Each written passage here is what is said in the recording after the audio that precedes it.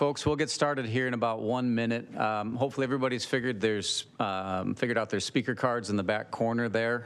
Anybody who needs to fill one out that either wants to just record an opinion or request to speak on an agenda item, please fill one out and get it to Paula here in advance of that agenda item coming up. So just about 60 seconds and we'll get going.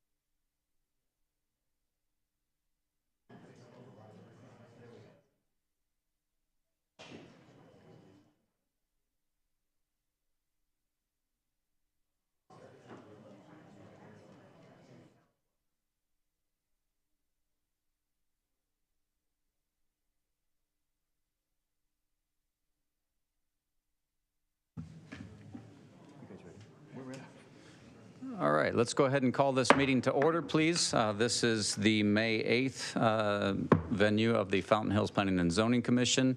If you would all please rise with us for the Pledge of Allegiance and a moment of silence.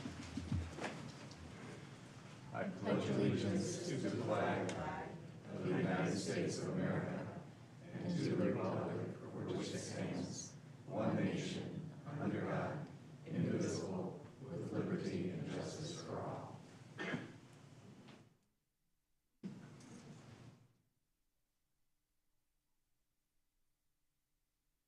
Thank you. Okay, Paula, roll call, please. Commissioner Corey? Here. Commissioner DePauw? Here. Commissioner Dempster? Here. Commissioner Watts? Here. Vice Chairman Schlossberg? Here. Chairman Gray? Here. And Commissioner Kovacevic is excused absence. Thank you, Paula. Agenda item 3, call to the public. Paula, do we have any open speaker cards? No, Chairman. Thank you, Paula. Moving right along. Agenda item number 4, consideration and action on the regular meeting minutes from the April 10th, 23 venue. Commissioners, any discussion or motion, please? I'd like to make a motion to approve the regular meeting minutes of the Planning and Zoning Commission, April 10th, 2023. Second. Commissioner Watts seconds. All in favor? Aye. Aye. Aye. 6-0. Thank you, Paula. All right, now we're going to break protocol here very quickly. We've got agenda item 5, 6, and 7 are all public hearings. 5, 6, 7, and 8 are all public hearings on various requests. Informal show of hands. I'd like to see who in the audience is here for agenda item 6, which is the 16 licensed beds at 16602 East Palisades. And then agenda item 7, which is a special use permit to rezone the hotel at Saguaro Boulevard. Okay. John, the applicant is here for agenda item 7. Commissioners, in the interest of the majority of citizens here in the audience tonight, we're going to move agenda item 7 up in the agenda to now be agenda item 5, and then we will flip-flop 5 and 6. So we'll go 7, 6, 5, 8 on our order today. So with that, our new agenda item 4 is a public hearing, consideration, and possible action on a request to approve a special use permit for residential use of the commercially zoned property at Saguaro Boulevard in the northwest corner of Saguaro and Paul Norton Parkway. to allow conversion of the existing hotel into apartments and 4 short-term rental units. Mr. Wesley, your presentation, please. Commissioners, good evening. I'll go through this, I think, fairly quickly. So just a little background. The property is zoned C2. There's a little confusion early on when the applicant initially made his application, and we sent out the initial notice. Our zoning map showed the property zoned TCCD, the Town Center Commercial District. As we did further research, though, in evaluating the report, we found that our map was wrong, that somehow was inadvertently changed a few years ago and was, in fact, still zoned C2, as was some of the adjacent property. So a hotel was constructed on the property in 2006. There have been several owners, operators of that hotel over time. The current owner has had some discussions off and on with staff about some modifications, adding some separate apartment units in back, converting the 3rd floor to apartments, discussions along that line. They've had a permit for the 3rd floor to add some kitchenettes into existing units, so some of that work has been ongoing. A new owner of the property is seeking to convert the entire building to apartments. C2 zoning district does not allow residential uses by right. There's 2 options then to address that, to get where they want to be. One would be to rezone to a residential zoning district, multi-resident zoning district. Our high end is the R5. Given the size of the property, it would allow 80 units. They're looking to get 94, so the R5 didn't work. The other option is the special use permit in the C2 district, so that's the option that the applicant has taken, is to request that special use permit. So here we see the property in the light blue area, the hotel that's there at Paul Norden Parkway and Saguaro Boulevard. And you can see the surrounding zoning with the TCCD to the north, the PAD for the Morningside to the west, C2 to the south, and TCCD to the east. This property to the south is similar to this with the C2 zoning and has a special use permit for the residential in that situation. And as noted in the staff report, there are some others further to the west along El Lago, and then as we get up on Avenue of the Fountains, there are, I don't know, half dozen or so properties with a C2 zoning and a special use permit for residential use. The general plan and downtown specific plans provide some guidance for this. The general plan encourages a range of housing types and densities in the community to provide for a variety of residents that might want to make Fountain Hills their home. It also encourages protection of and maintaining character of a given neighborhood. And when we say neighborhood, we're not just talking residential, but can be different types of neighborhoods. It also encourages that we allow the town center to achieve its full potential within the town center specific plan. That's divided into 8 different districts. This particular property is in the Avenue District, which is encouraged to be the town's premier shopping district, provide a variety of uses, and suggests that some housing would be appropriate, but listed as small as a brownstone-style housing. As a special use permit, Section 202 F1D provides guidance to the council on their review and recommendation, and that approval should be based on will not be detrimental to public health, safety, peace, comfort, and general welfare of persons residing or working in the neighborhood of such proposed use, nor shall it be detrimental or injurious to property improvements in the neighborhood or to the general welfare of the town. So looking at this request with those 2 ideas in mind, will the proposed use be detrimental to the public health, safety, peace, and welfare? Goal, again, in the town center plan is to have a vibrant town center. And so what might contribute to that in terms of the mix of uses, and will this use impact that? The there are a number of existing vacant commercial properties in the town center area that haven't been developed yet, and a number of buildings that aren't fully utilized. So in that regard, there's several places in the town center where commercial could happen versus on this particular property. The hotel, however, we see as a very important use in our town center area, particularly so close to the lake and the fountain. Great place, proximity to the different events and festivals that happen along the avenue. So we have enjoyed and appreciated having a hotel downtown, and think that is a use that can be part of that vibrant mix for the town center. Will the proposed use be detrimental or injurious to property improvements? Again, a variety of housing types and densities are desired. The building already exists. They are planning to utilize the existing footprint and the existing floors. There'll be no outside changes except for the need to add a few parking spaces to meet the code for that, so that would not change. Currently, we have people that will come and go on a very short-term basis as they stay in the hotel.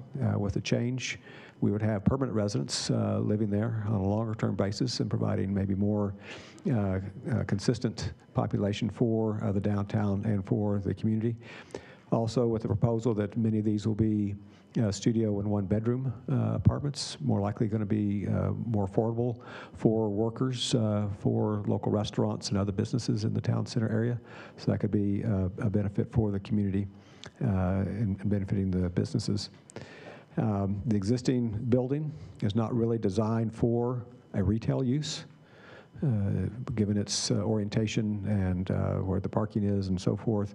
It's difficult to have it actually retrofitted for that type of use. And a vacant or underutilized building could be injurious to the community in the downtown area. Staff did not require a good neighbor policy with this. Given the nature of this use, we didn't see that it was necessarily important. If the commission disagrees, we could require the applicant to provide such a statement as part of an approval. They did go through the citizen participation process. 11 people attended the meeting they held. They did not report any significant comments. We've had prior to today, just a few comments have come in. Several more came in today, and I think we have got several people here wishing to speak about it this evening. So with that, this proposed reuse of this building, we think overall is consistent with both the general plan and the downtown specific plan, although the hotel would be also. So they're both good uses for the area. Staff is recommending approval. Any questions that you have? Commissioners, questions of John? Oh, no, never mind. I was going to mention something, but that's actually on my other case, so I won't mention it until we get to that case. John, I was just going to ask, has economic development weighed in on their position? Yes, Chairman, I've visited with our Economic Development Director several times about this. We both started off with a desire to try to keep the hotel, seeing that as being an overall benefit to the town for several reasons. But the more we got into it, I guess probably, I don't know if ambivalent is really quite the right word, but maybe resigned to a change or accepting of a change. Again, a hotel would be very desirable if it could really function as a hotel and be successful. But I believe that they feel that the change to apartments also has its benefits of, again, providing people who can be workers in the town center area as well as consistent occupancy. Vice Chair. Yes, sir. Do you have, my mic on? I guess.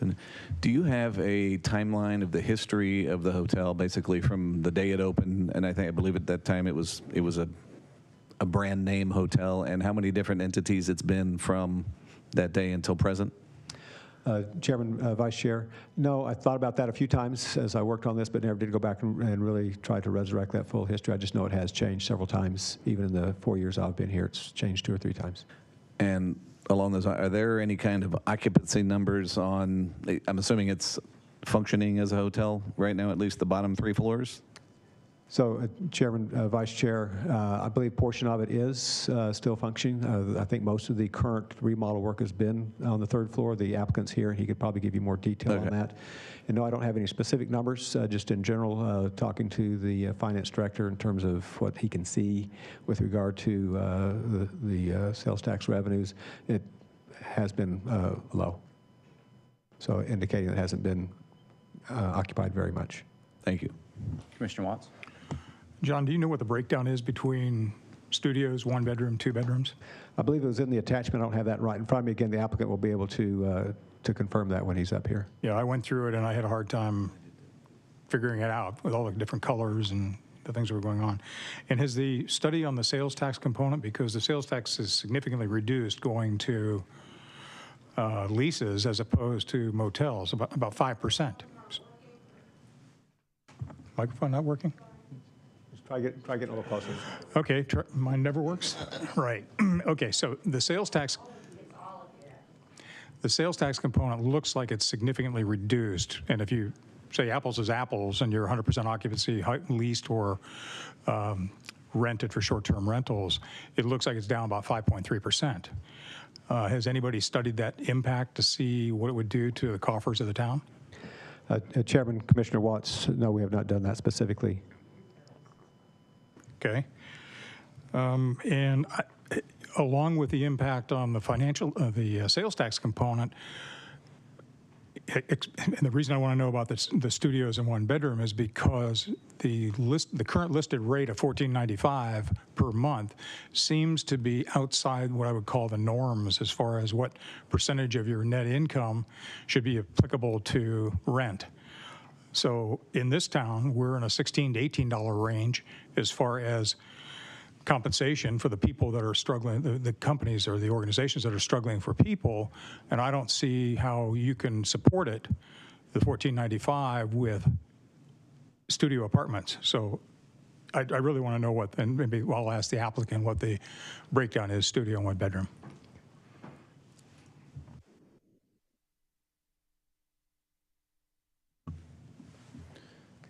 John, just fundamentally,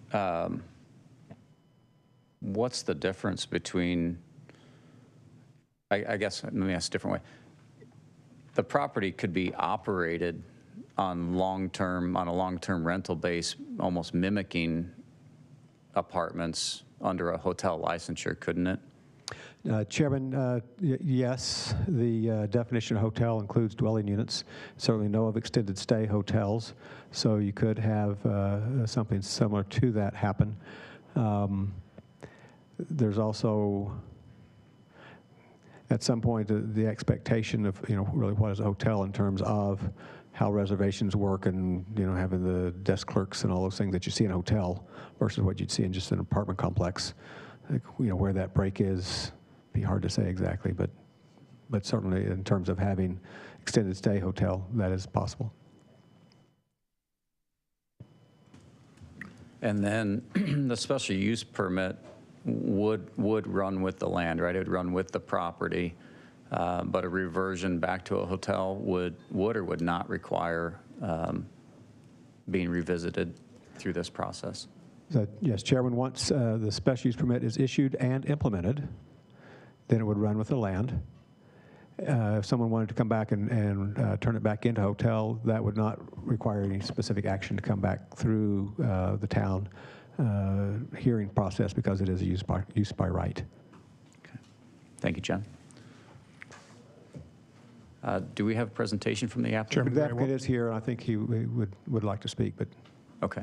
Commissioner Watts. Just one more thing on that, the sales tax. If you took it as a hotel and had long-term rentals on it and applied that incremental difference of 5.3%, you're going to add another $75 or so to the base price of the $14.95 that is currently listed, making it even more difficult to hit that $40,000 mark. I don't think the $40,000 mark for a particular unit is reasonable, so I'd be concerned about that as well. And also, and you say that the town has not, whether it's I don't know who would do this, is it the Chamber of Commerce that would give us some input on the impact on losing hotel lodging across from the fair? And we've got a lot of activities go on there. We'd lose all of that if it converts to apartments. That's correct, we would. Okay. Commissioners, anything more for John, or should we call the applicant? Let's call the applicant.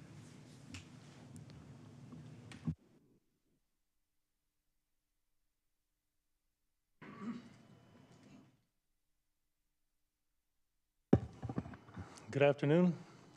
Appreciate an opportunity to to speak to you today. A couple of things are going to become apparent very quickly. The first one is I'm not a Chinese national, and that was humor, just a little bit. We'll lighten up a little bit. I am a third-generation native Arizona.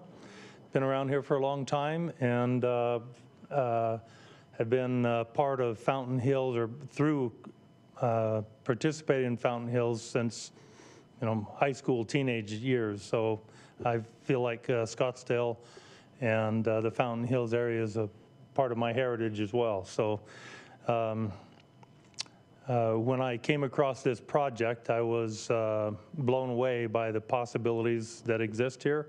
And so I've been excited and have worked on this now for about 10 months, getting it to the place that we are today. And I brought some displays that would show you some of the changes that we're attempting to make, and some of the questions that you've asked already of John this evening. I may have answers for you. I think I have answers for those things, but let me start first with what seems to me to be our biggest challenge, and that is, as a hotel, it has 104 units, and out of the 104, 84 of them are studios, and 20 of them are one-bedroom suites. I felt like that might be a little bit of a challenge to fill that portion of it, and so we began reassessing the building itself, and wherever we found clusters of 3 studios side by side, we have elected to take out the middle one, put a bedroom on either side, and kind of flip those numbers around. And so what we end up with, we lose a few, we end up with only 94. So the number of units in the building itself drops from 104 to 94, but the split flips. There'll be actually 29 studios and 61 one bedroom. And then in the current restaurant space, there will actually be 3 two-bedroom suites and 1 bedroom in those locations. And so we tried to address that particular issue. And then another question that we dealt with as a group, we pulled out an appraisal on the property as well as a CoStar report. I don't know if you're familiar with a CoStar. It's kind of a commercial real estate report of the whole area, and revealed some of the things that we thought we knew. And one of those was that for the area, the rent at the amount that we have shows low, and suggests that we might go another 100 or so higher than that number, and that's to compete with essentially the market. The interesting thing about this part of the city is that there really aren't any studio apartments around for about 15 miles, at least it came up on the report. So if there are a few, there are not very many of them. So this is adding that element to it that is currently at least not an overabundance of units.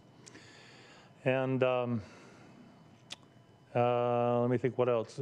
The intent is that we will leave the footprint the way that it is.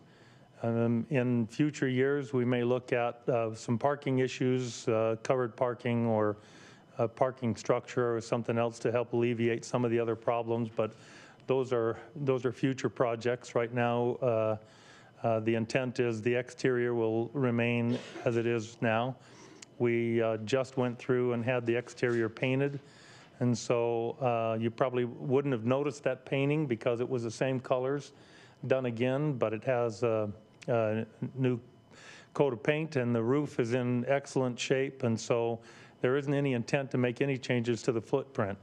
However, becoming an apartment, we will be a little concerned about the exterior appearance. It appears to be rather bland from an aesthetics point of view, and a significant amount of colored vegetation in front, back, and sides. So obviously we're concerned about people driving up, getting a feel for the appearance of the property, and that's going to be a big factor. We'll need to continue to maintain. That's all I really had to talk. I'm certainly open to questions now or after the session, the citizen input. Commissioners, any questions of the applicant? Go ahead. Sir, can you tell us a little bit more about what you plan to do to the interior? Perhaps the mechanical system, air exchanges for the building, windows, those kind of things. Okay, sure, thank you. For the most part, the way that it's designed currently will stay that way. We're not anticipating a change. Those are great R-value windows on there, and so the anticipation is that that would stay. We're not really anticipating a lot of change to the common area, so the front lobby area would remain mostly intact. The back lobby, the pool area, the spa, the gym room, equipment room, all of those common areas, the intent is to leave them the way that they are. On the ground floor, there are hotel offices that would not be needed in an apartment, and so we would anticipate filling those with also apartment units. Let's see, mechanical equipment would stay intact. This is a fairly young building for this kind of a conversion, and it doesn't make sense to look at any major systems. Because it's operating as a hotel, it's master metered for electric and water. Hot water comes out of a boiler system, and so makes it extremely difficult to try to do any kind of metering that would change any of that, and so the anticipation is that we wouldn't. The Arizona Corporation Commission allows for a RUBS system where we're able to equitably distribute the cost of utilities, and so the anticipation is that we would leave it the way it is and utilize that RUBS system. Did I get it? Did I hit everything? Well, so windows are staying the same. Yes. Do they open? No. No, they don't open. So no one will have windows that they can open. Correct. Okay. What about trash management? Okay. Let me touch on a little bit more with the windows, because that means to some extent people are kind of trapped inside, and so for just their daily use. And so the anticipation is we have a very large courtyard protected on 3 sides, especially in the heat of the summer where you've got quite a bit of shade. And so we're going to spend a good amount of money there with gazebos and seating areas, outdoor barbecues, a pet run area, that sort of thing. So we're going to try to enhance that for more utilization by the residents. And so, and then what was the second thing? Trash management. And then if you can, please touch a little bit on your current life safety system and what you're going to do or what you plan to do to enhance that as you're retrofitting the whole building. So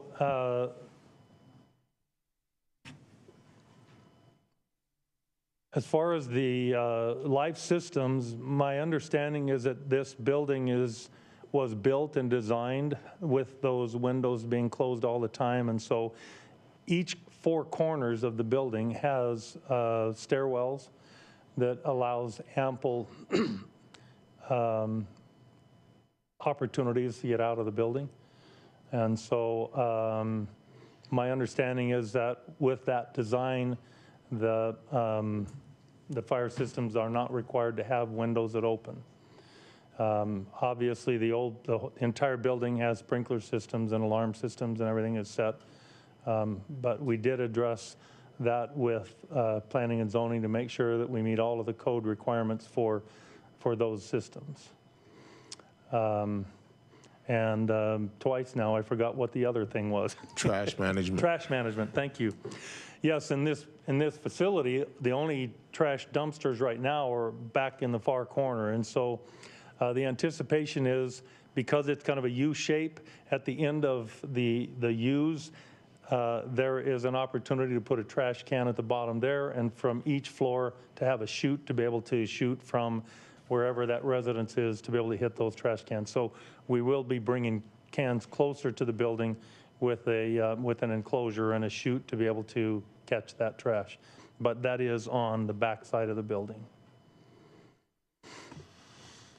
And there's talk as well that we'll provide a trash service that, you know, if they want to set their trash out or have a time that we can pick up trash, to be able to provide that for them as well. So it's a matter of what the tenants would want to utilize.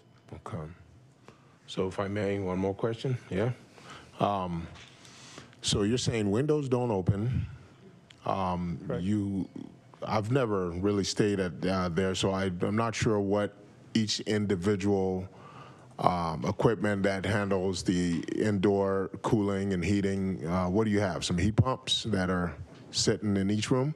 Each room either has a split unit and controlled within the unit, or a PTAC on the wall.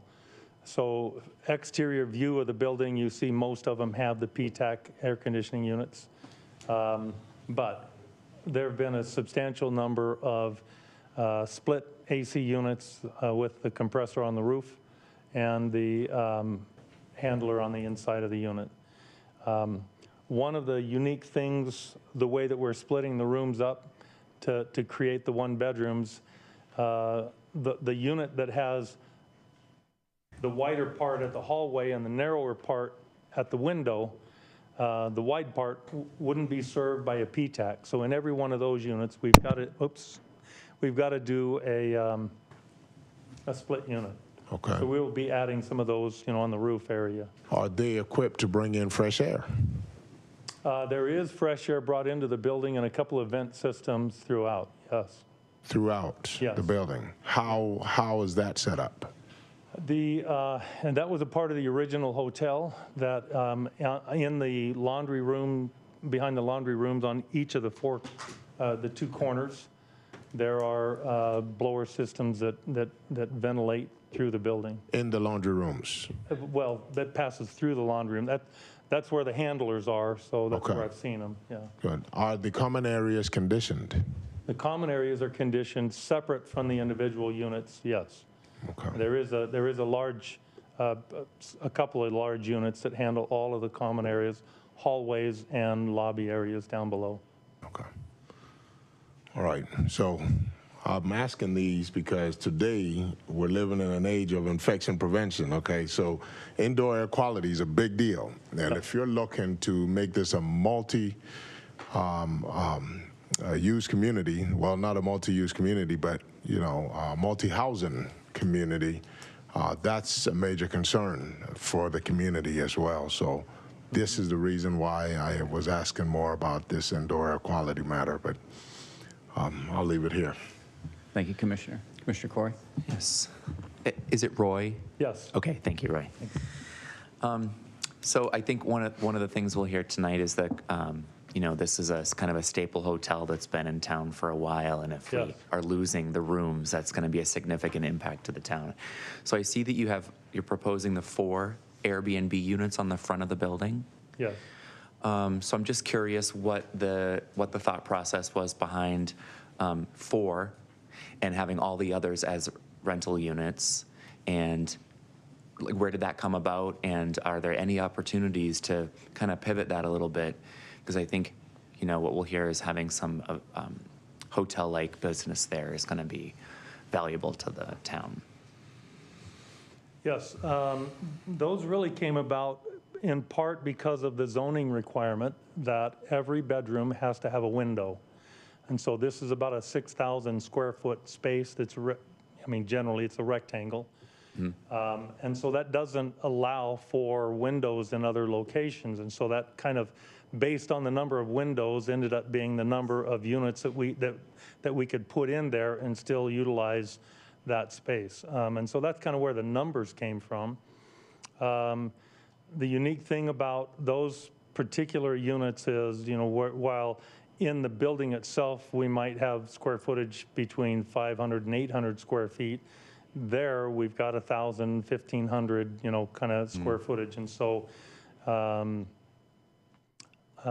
know that when there are craft fairs and other events held in the park that's right there, my opinion is that those would be utilized heavily by some of those kind of uses that would come into town. As well, we've got some, you know, doctors at Mayo behind us that might utilize those for a short time frame, or patients or families of patients kind of thing. So the intent was, it didn't really work to take those and try to make those into rental units, apartment units like the rest of the building. And because it's isolated and it has the unique opportunity of that view and the space on Saguaro, meaning that there's no neighbors around there that, you know, a few hours on the patio late at night would not disrupt. And so if there's a place for an Airbnb, that's probably it, you know, rather than in a residential neighborhood and some of those other issues. But, you know, we're not slamming the door on any other options, but as we looked at many, that really came out as the best use of that space. Okay. And how would those operate? So they're Airbnbs, so there wouldn't be any concierge or anything there for them. They book online and just Correct. like we would do an Airbnb for a house or something. Although because of the number of units in the apartments, there will be full-time on-site management. And so it won't be, you know, a vacant building without anybody around. And so the thought is that, you know, we're not looking to do daily rentals, but, you know, possibly 3, 4, 5 days at a time or a week or more, you know. And so a manager on site would be able to facilitate that fairly easy. Okay. Okay, thank you. Thank you. Commissioner Dempster. Thank you. Hello. Hello. I would like to kind of take a step back and why the change from the hotel, why the change, you know, why not keep the hotel and why apartments? Well, you know, when I stepped into this thing, I thought, holy smokes, this is a gold mine kind of an opportunity. And it didn't take me very long to go back to the broker and say, why is this a gold mine? Why is this not successful as a hotel? And we had a couple of conversations about that, that, you know, this has had 4 or 5, I think it's actually had 6 change of ownership since original construction. And I don't know anything about any of the previous owners, but I can tell you that the guy that owns it now owns several buildings around in Scottsdale and in other places. And so this is not a novice who doesn't know what he's doing. He came in here with a lot of knowledge and spent millions of dollars upgrading the entire building, and yet it still is in this place where they haven't been able to consistently overcome that 30% annual occupancy. And you know, that kind of occupancy is death for a business. And so, I'm sorry, go ahead. No, well, I'm thinking along the lines of a couple of things. It's Best Western partnership. Yes. If I may say, Best Western is known for a more bargain economy kind of stay, and Fountain Hills is probably maybe a little above the economy bargain hotel. So people may not be even, it might not be on people's radar because they're not, you know, they might be like, oh, Best Western. Sure. So, and I don't know if you can speak to that, if a different, like a Hilton property or some program with a little better reputation. I've had, thank you for that question, because I've had a couple of conversations about that. The way that the hotel is built, it doesn't really apply to the Hilton footprint. The units are relatively small for what would normally be a Hilton. It would enhance, in my opinion, the winter occupancy, but the challenge with this structure, this building, both the restaurant and the hotel, is that this is a sleepy community in the summertime. And there are not very many businesses like this that has this kind of dollars involved that can survive that downtime. It doesn't say anything about, you know, how vibrant it is and what the tone of the town is. It really is that it's sleepy in the summer, and, you know, that's definitely death for a restaurant. The current owner made multiple attempts to occupy the space with the restaurant space with a restaurant, and it never got off the ground. Nobody could, I don't say nobody, I wasn't there, but, you know, they haven't been able to pencil that in and make it successful for somebody to buy into it. I don't pretend to know all of the history and all of the background on all of that, but in my short conversations, kind of asking the same questions that you're wondering about, that was the answers that I got. Yeah, and again, I don't know who they spoke to either, but, you know, if you look at Euro Pizza Cafe and All American Grill, they're very viable businesses year-round, and based on the reputation as well, you know, consistent, good food, good service. So it's curious. Can you speak a little bit about, will these units have their own laundry and kitchens? It looks like you spoke to efficiency kitchens, or is it? Can you tell us what the kitchens would be like? Yes. The current hotel has a little mini bar. The current one bedrooms have a wet bar, but the others are just a little mini bar cabinet with a mini refrigerator. Those are all coming out. That's what the biggest part of our renovation is. They're coming out. We're putting in a full-size kitchen sink with a hot plate, stovetop, and a convection oven, microwave, and a full-size refrigerator, and then a full wall of cabinets to match that. And so it is not a mini kitchen at all. It's you know, it's a full-size for this, comparable for the size of the unit. And will And the other thing was laundry. You'd asked. Each of the one-bedroom units have stackable washer dryers in them. And for the 29 units that are left without a washer dryer in the unit, at the end of the buildings, I mentioned the trash area. That trash area would be attached to the laundry room. So there'll be 5 laundry rooms in the building itself. Okay, thank you. Commissioner Watts. Thank you. I haven't gotten an answer yet on what are the size of the units, studios and one bedrooms? The size of the units, the original, the studios that are left start out at about 375 square feet, where we've combined those with bedrooms to make those expanded. The numbers go up to about 700, so between 375 and 700 square feet. For a studio? The studio, I'm sorry, the studio. Studios only, one bedrooms Yeah, only? yeah, you're right. I lumped them all together. The studios themselves are going to be somewhere between 375 and 500. And the one bedrooms? And the one bedrooms are about 500 to 750. And I didn't hear anything about a dishwasher. Most of the units will not have dishwashers. There will only be half a dozen units in there that have a dishwasher. Okay. And to Commissioner DePauw's comments about the central plant, you have individual units, except for, I assume, the water system, the heating water systems?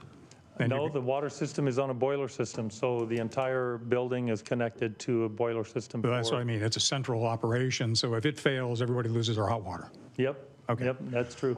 Yeah. Yeah. And this is probably for Farhad about, have you looked at the outside air requirements? Because they're becoming more and more stringent based upon EPA's requirements and how we're going to accommodate that. So I assume that's going to be taken care of when building plans are submitted. Is that fair? Okay, thank you. Thank you. The other question that you had asked earlier, and I don't know that I addressed that, was had to do with the decrease in tax revenue. Currently, my understanding is with a hotel unit, the tax revenue is about 14.1%. That half of that goes to Maricopa County and half of it stays in Fountain Hills. And so you've got about a 7% tax rate. However, with an annual occupancy around 30%, you know, the real dollars realized ends up being, you know, closer to like a 2%. But as a full apartment, the apartment would pay a 1.6% revenue tax, rent tax, and so 1.6 of a full building is really close to the 2% of a mostly vacant building. And so I think when I did the analysis to be able to compare those two, the difference in funding was, or the difference in fund to the town was nominal. And so, you know, I'm sure that you have better information from the town about what those actual revenues were, but it doesn't appear, it certainly is not a 6-to-1 comparison, you know, as the numbers would imply. Well, our numbers are slightly different, so I'll give you that. Yeah. The net effect, though, is that we will lose some percentage of revenue from a tax base. So that's, I mean, that's in a nutshell. Whether it's minimal, nominal, or a lot is to be seen. Yeah. The other side of that, though, is now you've got the other 70% of the vacant building are now people who live in the neighborhood and will be spending their money here instead of taking their employment check and, you know, leaving the area. So probably offset by that, you know, to some extent. Those numbers are beyond me, but it certainly ends up being a benefit. Thank you. All right. Vice Chair. Hey, well, I'm going to go back to the price point again, and you, either I misheard or you alluded the fact that you said based on the area you could get more. What is the price point for the studio, and what is the price point for the one bedroom?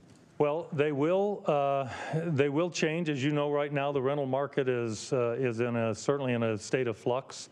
When we put the projections together, they started on a base for the studio units at $1,295, and for the one-bedroom units at $1,495, and those were adjusted up based on actual square footage. It's a rectangle building, and you probably imagine that all units are the same size, but there are actually 15 different floor footprints in that building. And so there will be an increase based on the size, and also an increase based on the visibility, the view. Okay, so assuming this does come to fruition, the base price for a studio, the smallest one, is $1,295. Yes, sir. And then the base price for a one bedroom is $1,495. Yes, sir. But that could be adjusted based on additional square footage up to. Right now, the projection is the max for the one bedroom is $1,700. And the CoStar suggests that that really is low. It should be closer to $1,850. And so we're not inclined to make that kind of a jump if we get too full too fast, which is a really good problem to have. But if it does, you know, we'll slow that down a little bit with the rent rate. Okay, and that means the studio would go to basically $1,500 then base. Whatever the market would take it to, yes. Okay, thank Yeah. you.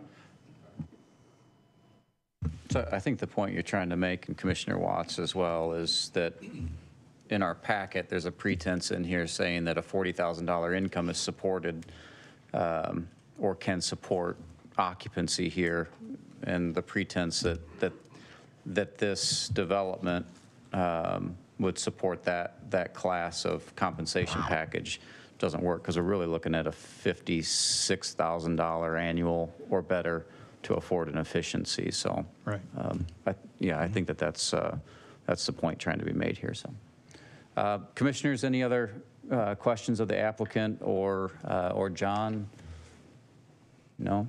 Thank you. All right, thank you. We'll give you an opportunity to come back up, Mr. Brown. All right. Paul, do we have any speaker cards? Yes, Chairman, there are 3 speakers, and then there were 6 written against the project. So we'll start with the 3 that want to speak in order: Crystal Kavanaugh, Larry Myers, and Amy Bennett.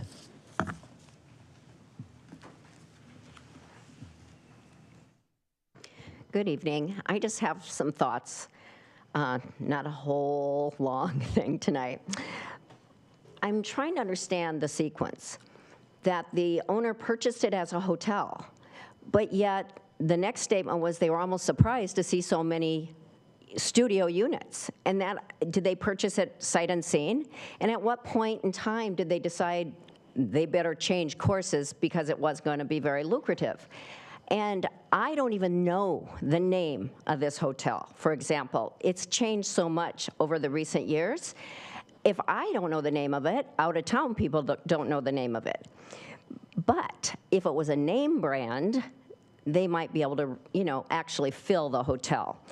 And part of John Wesley's presentation, point blank said, the hotel provides a place for visitors, for downtown events, and tourism. And I'm thinking this is a very, this doesn't seem like a good direction to go when we're also talking about bringing in a dark sky discovery center. If that comes to fruition, where are these people from all over the world going to stay? And obviously we're a tourist town and we have a lot of events. And while whoever has purchased this may not be marketing it right, I think it could still be filled as a hotel if done correctly. And studios in one bedrooms, they're very small ones. They're not really that affordable. When you look at other things right in the downtown area, they're right about the same price. And in reality, there's no right to affordable housing in downtown Fountain Hills with a premium lot, a premium view. That's going to bring a premium price. And so I also was kind of surprised in the presentation from our town staff that there was no need to consult the neighbors. I mean, this is going to be not the same as a hotel. It's increased traffic. When I go as a couple to stay in that tiny room, we're bringing one car to a hotel. If there's two people living in that small apartment, for sure you're going to have two cars. You can't get anywhere out of Fountain Hills without another car. So I don't see this as being a reasonable change in zoning. And I just feel like they didn't do their due diligence, and now they want someone to help them get out of it. Thanks.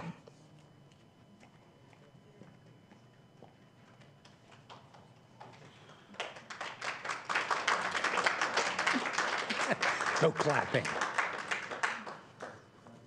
Chair, commissioners, so I'm going to talk a little bit about being short-sighted and being far-sighted. So I've been around long enough to see the long view. You're sitting in the long view. 1985, we started thinking about this place and the place next door, and it didn't happen overnight. And we sure as shit didn't get rid of the land, or you wouldn't have the building here. And that's what we've been doing to this vibrant downtown. We keep taking land that was proposed for one use and changing it into apartments. Bart Shea has got a whole boatload of apartments, and he's going to have even more apartments. And that was an entertainment overlay district. Well, the excuse then was, well, we can't really fund the entertainment overlay, and we can't have a movie theater, and we can't have bars, and we can't have music, and we can't have this, and we can't have that, so let's build apartments. So along comes another developer and a long line of developers that I've seen since I've lived here since 1981, who makes an investment and then goes, oh, might not be the most profitable investment I've ever made. Let me come to the town and get bailed out. I'll change it from this to that, and then I can make some more money. Now, I don't know what we're going to do with more apartments in downtown Fountain Hills, but I can tell you one thing. You got a Chamber of Commerce, this city, an economic development director, all trying to bring more events to Fountain Hills. Car shows, art festivals, art walks, farmers markets. They're trying to draw people here for events, dark sky planetariums. And now we're going to get rid of the one place across from the one icon in the middle of town that houses people as a hotel for the sake of some 500 square foot apartments. I'm sorry. It's not a very long view. It's a short view. It's a short view for a guy who made an investment, and he made the wrong investment, apparently, because the hotel's only 30% of the year. Well, I got news for you. Fountain Hills has been this way for as long as I've been here. The summer is dead. And guess what? Because the summer's dead, young people don't come here to live. So those studio apartments, they're not going to be your workers from downtown. They're going to be the same people that travel on Shea Boulevard that can't afford to live in Scottsdale, that live in Mesa, and they go back and forth every day. And you're just going to have the regular old, same old apartment dwellers in just another apartment building downtown, and you will lose the hotel, which is designed to support the people that come to the car shows and the planetarium and the art festivals and whatever else they're trying to dream up. And I'm all for dreaming all of the events up. So I say keep the hotel.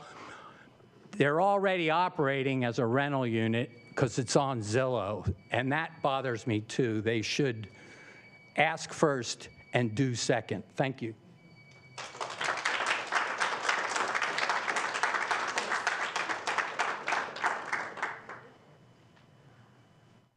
Good evening. I am one of the residents in the residential neighborhood next to the hotel that is going to be very disturbed by the parties at the Airbnb patio. And I think I speak for a couple of hundred other people in that area, because we can already hear Euro Pizza, and that's fine. But having part-time partiers coming through, raising the roof, that's going to bother us. Fountain Hills, I was concerned before I heard the presentation, but what I heard was a developer looking for, and I quote, a gold mine, who doesn't understand the history of the hotel. He bought the hotel. And he doesn't appear to understand the history or the culture or the fabric of this town. It is a sleepy community. We don't want Airbnb parties going until midnight. That's not what we're looking for in our downtown. The comment about parking was beautiful. When people travel, they take one car, and it's here for part of a day, and then it's gone. But when you have people living in a place, every adult pretty much has a car. So you're looking at between 94 and 188 cars full-time with people who are really not owners. So they're going to be voting down the school bonds. They're going to be voting down the road bonds. And they're going to be putting an incredible wear and tear on our roads. And they're going to be using our schools. I do think we need a hotel. We have lots of retirees here in smaller accommodations. They bring their families in. They put them in the hotel. It's a nice place to have your family. And that is a beautiful property, and I don't know the name of it either. If you just Google Fountain Hills Hotel, it's not that hard. It seems that if you had bought a hotel, you would have had a plan. We have a dramatic increase in apartments in Fountain Hills. We've got the Havenly one in. We've got apartments on El Lago, on Gunsight. It seems like there is a real push to have apartments, and that's bringing property values down. It's bringing town revenues down. And I also ask you to look at who's going to be living in them. Because if somebody's paying $1,200, $2,400 a month, that's a mortgage. So why not have them invest as residents and permanent people invested in the town, instead of having temporary folks come through who are just on their way to someplace else? Thank you.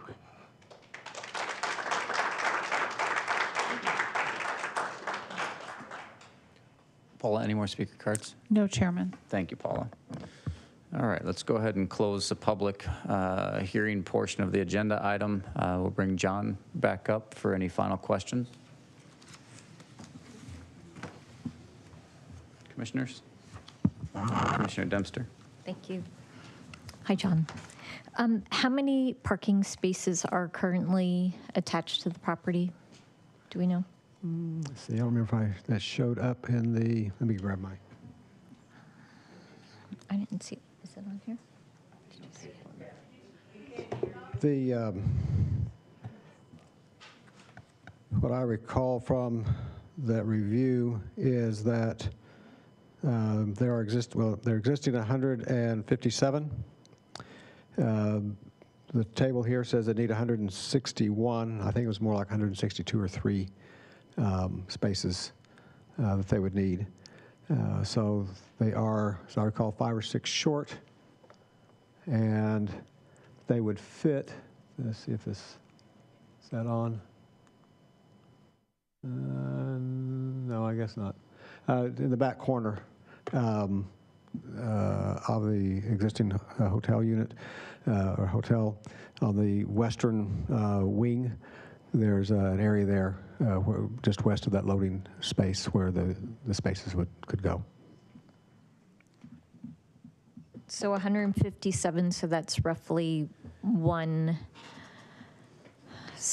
spot for the studios and like 1.5 for the 1 bedrooms. So yes, Commissioner Dempster, the requirement is 1.75 per studio and per 1 bedroom.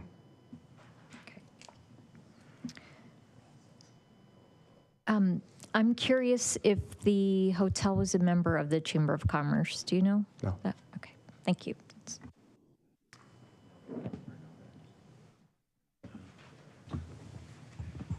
Vice Chair. We may need Roy back up here for this. I want to go back to the occupancy and the percent. I know there was a 30% annual thrown out there, but I want to find, does anybody have statistics, seasonal statistics, historical statistics, other than just 30%? I'm trying to find out, during season, in other words, January, February, March, is occupancy 60%? Is it 50%? Is it 30% then as well? I don't know the answer to that. We don't. Nobody knows? I guess nobody knows. Okay. I don't get an answer. Thank you. Commissioner Watts. I think I had the same question. Is the 30% doesn't make a lot of sense. If most times when you look at a financial analysis of a property, you're going to have some sort of a cash flow on a graph, a wave, something. So you're going to know fundamentally is the property as a hotel financially viable? And is this just an alternate, or, you don't have to answer the question because I probably don't have any right to know, is it just another way to make more money? You can, right. I think I could be heard if I say that or no. No, go on.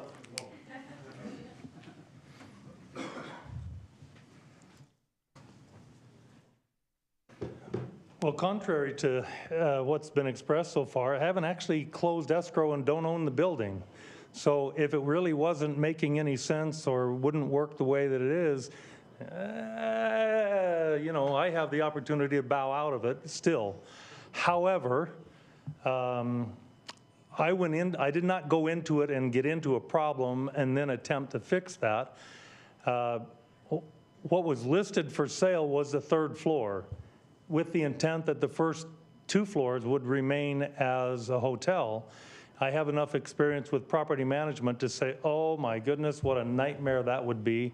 And so when I put it in escrow, I put the entire building in escrow with the plan that when the entire building would need to be converted in order for it to make it viable.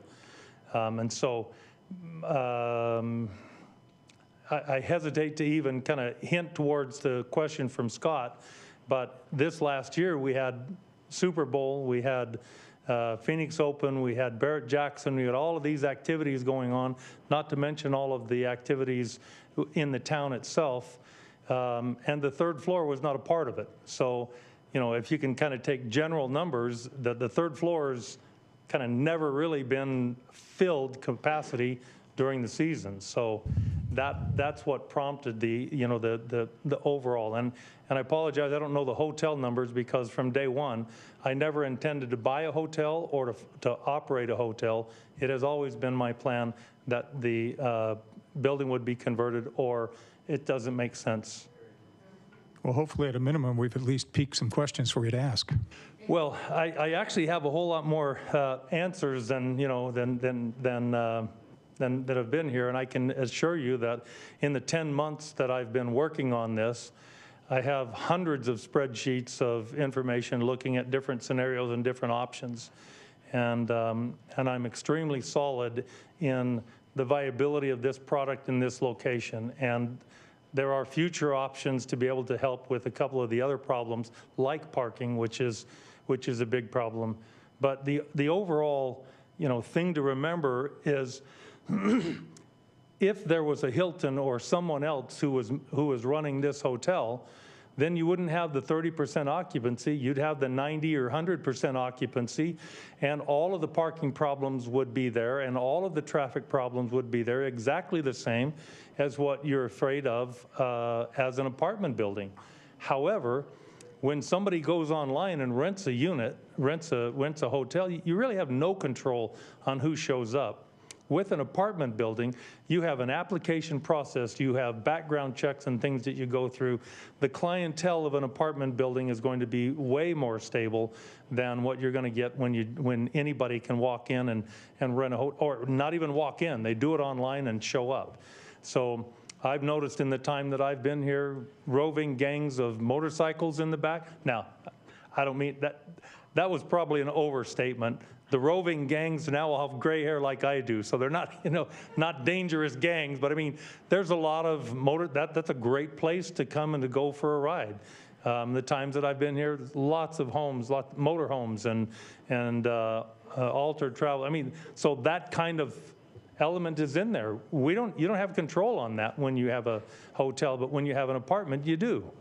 So I think overall for the town, this will be an upgrade for some of these kind of problems that are here, so or that potential could be here. And of course, I don't know, if you're aware of what's happening right now in the country's economy, there are quite a few hotels exactly like this that are non-performing, that are being filled with immigrants that you have no control over, and that becomes a really big problem. So having a building like this right in your town center, it puts you in in my opinion, a very vulnerable position that having a thriving, successful business would eliminate. So I don't know. I think all in all, I'm not an outside investor. I might not live in Fountain Hills itself, but like I said, I'm a native. This is my home, and so I'm not just out here trying to flip it and make a buck. This is a really good product that I think the town needs as well. Thanks. So.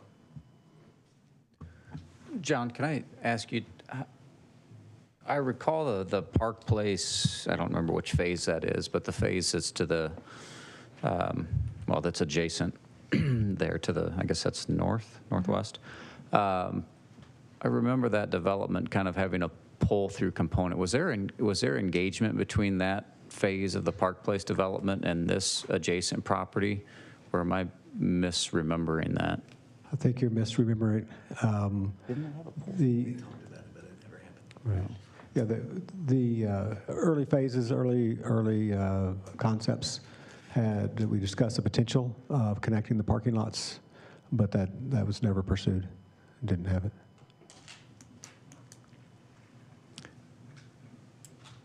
Is that a conversation to be reopened? Not at this point. The way it's been designed for the underground parking at that phase, the access happens kind of to the northwest corner of this site, and there really would be no way to come back and tie it together. I thought the council liked talking about Park Place. No? Too soon? All right. Commissioners, any other Yes. thoughts, comments? Commissioner Dempster, sorry. Yes, just a couple of comments. With rentals, it's my understanding there's a lot more rules with fair housing, so just want to throw that out there. And also, I did a little research too. Yes, Fountain Hills is a sleepy town in the summer, but the Comfort Inn and the Inn Eagle Mountain are already sold out and full for the 2024 season. So I think that there is a need for because of our events and the future of the dark sky. And you even mentioned Mayo yourself. I know being in the business, we have an awful lot of patients that come here temporarily. So I do think this could be a viable hotel. And I think it is needed in our downtown area. Those are just my thoughts.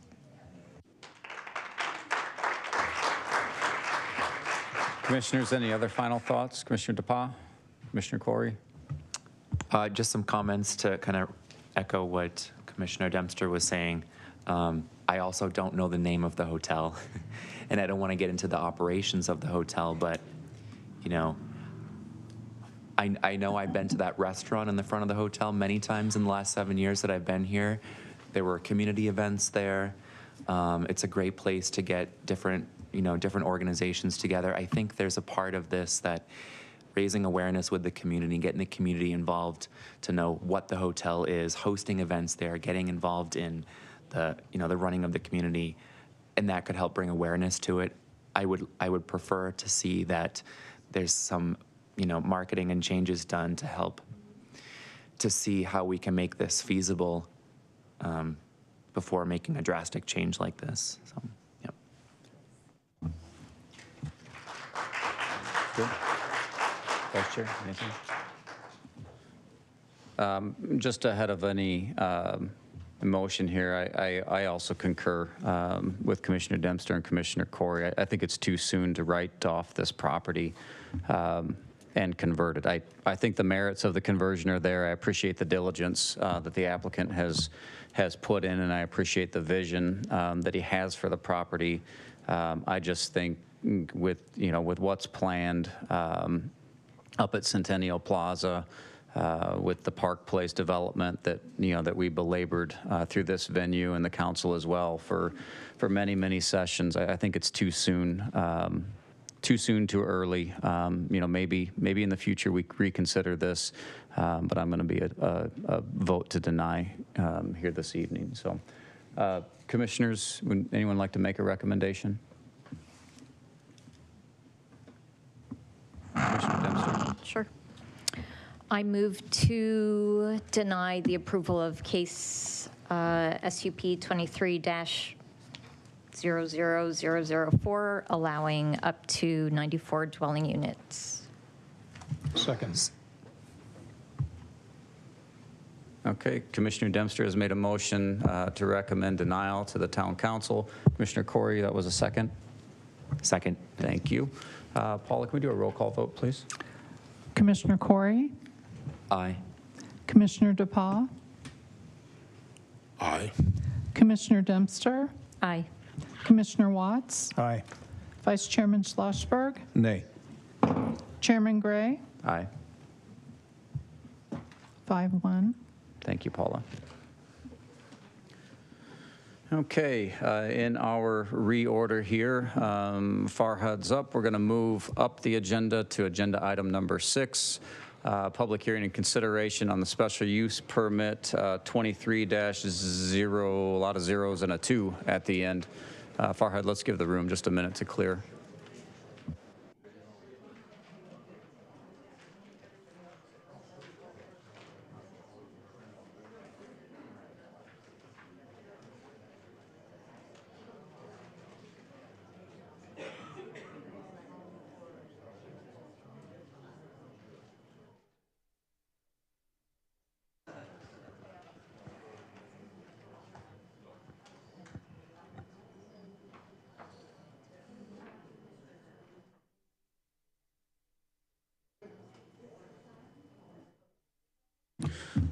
Farhad, your presentation, please.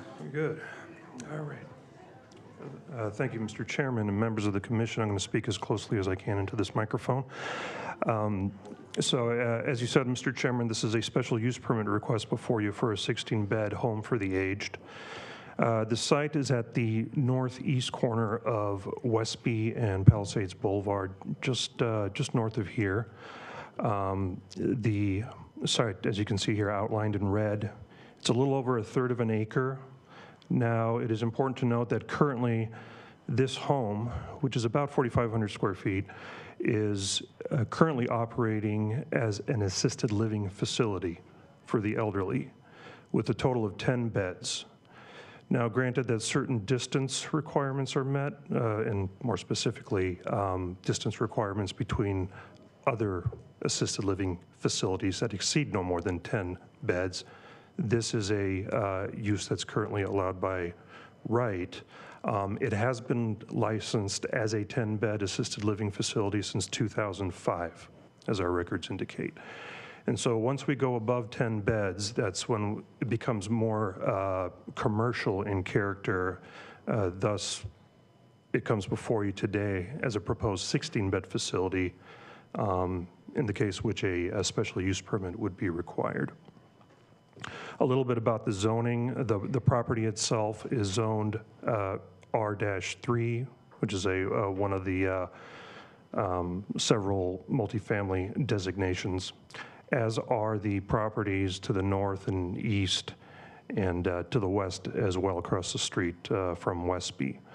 To the south, you have the Havenly development that's for the most part complete, as well as the Bashas Center and the CVS facility, or CVS store rather, here catty corner to the site. And again, as I mentioned, this is a special use permit for a home for the aged. The applicant is requesting 6 additional beds for a total of 16 altogether. I may have said earlier it's about 4,500 square feet. It's actually a little bit less than that. Currently, there are 2 to 3 live-in caregivers at the facility, given depending on the level of service that is needed.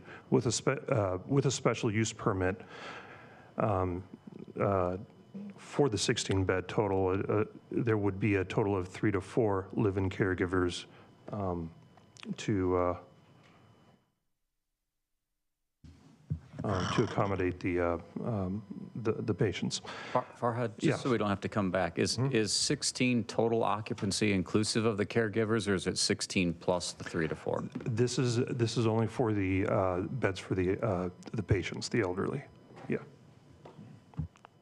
And am I correct in saying that? Yes. So again, the state oversight here requires that these beds be licensed, and one of the prerequisites for licensure for the 16 beds is that the applicant receive approval from the governing jurisdiction.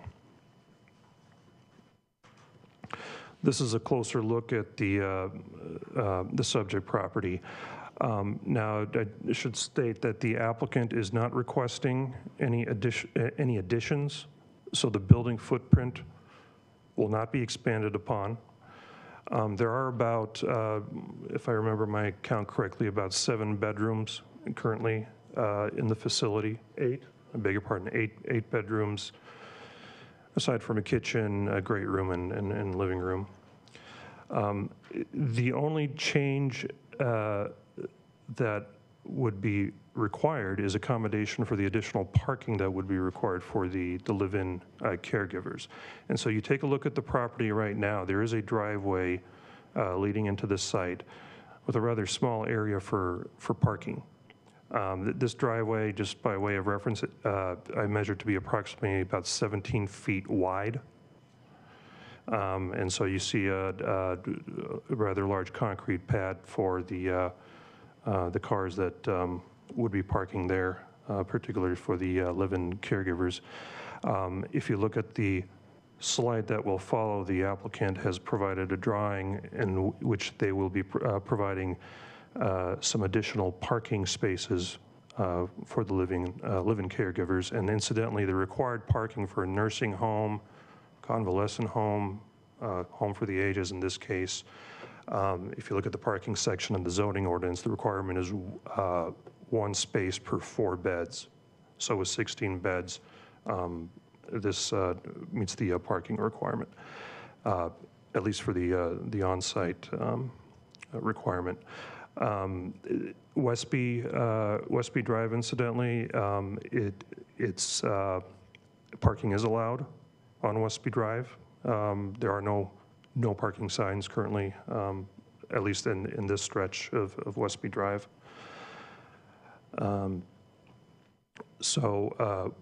What I should mention before going to these review standards, the applicant did conduct a virtual meeting. I believe the date was March 7th for the citizen participation requirement required of the applicant, in which there was one member, as you see in the citizen participation report, there was one member that attended that meeting.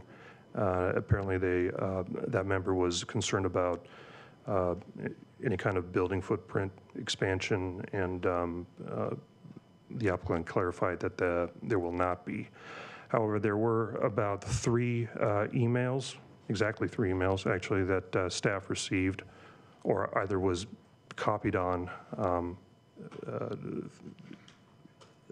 and each expressing opposition to the request. Some of the primary concerns were parking and traffic and drop-off and things like that. And since this is a participation component, the staff also received 2 additional emails. I believe those 2 were from the same folks that were included in your staff reports as well. So Section 2 establishes standards for review, and some of the things that the commission can consider or should consider is the nature of the use, any special conditions, in this case, that should be, one should be attentive to, visitation hours. I'm told that the applicant has said to me just briefly before the meeting that visitation takes place anytime between 8 and 6, 8 in the morning to 6 p.m. Daily. And then traffic impacts and influence on adjacent uses. And as John said with his presentation, really, the question is, does the special use request, is it a detriment to the health and safety and general welfare of the public? Now, it's staff's recommendation that the use is compatible with the adjacent land uses. It's consistent with the 2020 general plan in terms of the neighborhood character in this case, which is urban residential. Now, the parking area, as you saw, will be expanded. That is really the only modification that will be made to the exterior of this site. If the special use permit plan is approved, the applicant does plan to make some modifications to the interior, but that would be a tenant improvement. And also there's no, as I mentioned, no building expansion proposed in this case. So with that, I'll conclude my presentation and open up to discussion points or questions you might have. Commissioners? I do just have one question for clarification. I'm trying to do the math on the parking and our ordinance of, what did you say it was, 1 park per 4 beds? Correct. So we have 16 beds for 16 residents, but there are caregivers that are on site as well. Correct. So are there more than 16 beds? That's what I'm trying to understand. There's 16 for the residents, and are there 3 more for caregivers? Or is it 16 in total?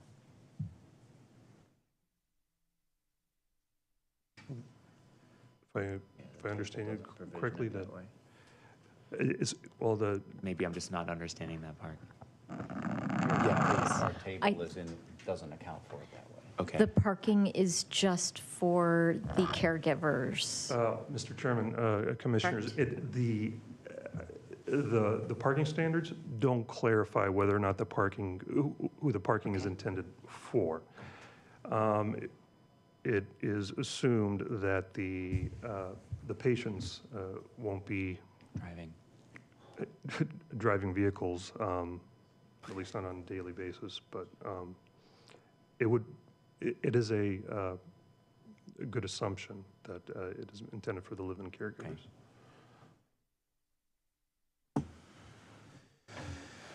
Okay. Commissioner Watts? Farah, when we pull a building permit for remodel, Are the plans to update anything to make it current with normal code requirements? So everything has to come up to code for the remodel? Yeah, that is correct. So in this case, I don't see any documentation that was supplied or provided by the applicant that would be consistent with the requirements for a community home, a community assisted living. And there was a plethora of, in section E, I think it's E13, is a list of requirements are necessary, including financial. Is there a financial hardship? Is there a reason why there needs to be inclusion? So that's one that you may or may not be able to answer. Two, it looks to me, based upon the plan, that the building already encroaches into the setback areas. The footnote 104, and there's a lot of encroachment. Is there a percentage of coverage in a building envelope that is allowable? And it looks like this building has already exceeded that pretty significantly. Mr. Chairman, Commissioner Watts, the lot coverage percentage limit for an R3 property is 50%. So it's about a little over a third of an acre, so it would be. So you're. I believe it. I think you're pretty close. Yeah. But you're already encroaching into the setbacks. It is encroaching in the setbacks. It is a non-conforming building, and my last check, it has been there since the early 2000s. Right. Now, for what reason it was approved? And conditions, I'm not sure. To Commissioner Corey's question about, does it include the caretakers?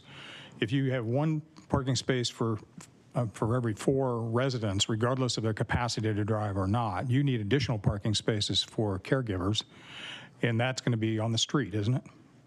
You have no choice, really. Right. The applicant has fit. You're stuck. Likely as much, yes, Okay. as possible here. Because I think you're going to end up with, if you have 2 to 3, and right now if you have 2 for 10 people, and you use that equation, and then if you add 6 more, you're going to have probably a 60% increase in maybe even the 3. You're going to end up with 5 caretakers, maybe even 6 caretakers. And then you go back to quality of life. If you skimp on the caretakers, it's something that I know doesn't come into the building department necessarily, but it's something that I would definitely take into consideration as far as quality of life and the caregiver's ability to provide that quality of care for the residents. So thank you. Yeah. Mr. Chairman, Commissioner Watts, if I just may, I believe the state, and perhaps the applicant could be more specific, but I think the state would have a minimum number of caretakers required for number of, depending on the number of beds or number of patients. So whether that's actually. I hate to defer to the minimum number. Right. You know, again, it goes back to the quality of care, the minimum number for what the residents, and fortunately or otherwise, I've got firsthand experience with caregivers, and you know, there's a premium price that goes along with that quality of care. Vice Chair. Yeah. Quick question on the footprint. So I'm looking at the footprint up there, and I'm also looking at the aerial, and the 4,259, is this all on one level, or is there a basement, or it's all one level? It is all one level, correct. They converted the garage. The garage has been converted. Okay. Yes, there's a rolling door you could see on the facade, but it has been converted to one of the bedrooms. The garage, okay. Thank you, sir. Farhad, does Fire Marshal weigh in this scenario on occupancy? I mean, we're down to circa 200 square feet per bed. I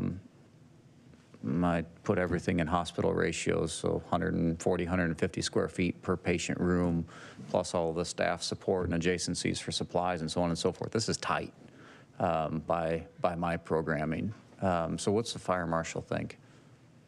Mr. Chairman, Commissioners, the Fire Marshal is involved in the review, the administrative review process early on, and he has actually signed off on the proposal without any comments. Okay, and then I also have the same general question as I think Commissioner Watts asked. since the adoption of our community residence guidelines, this would have, and correct me if I'm wrong here, but this would have been considered a non-conforming use upon adoption. Now, going forward, does this application not need to conform to all of those criteria?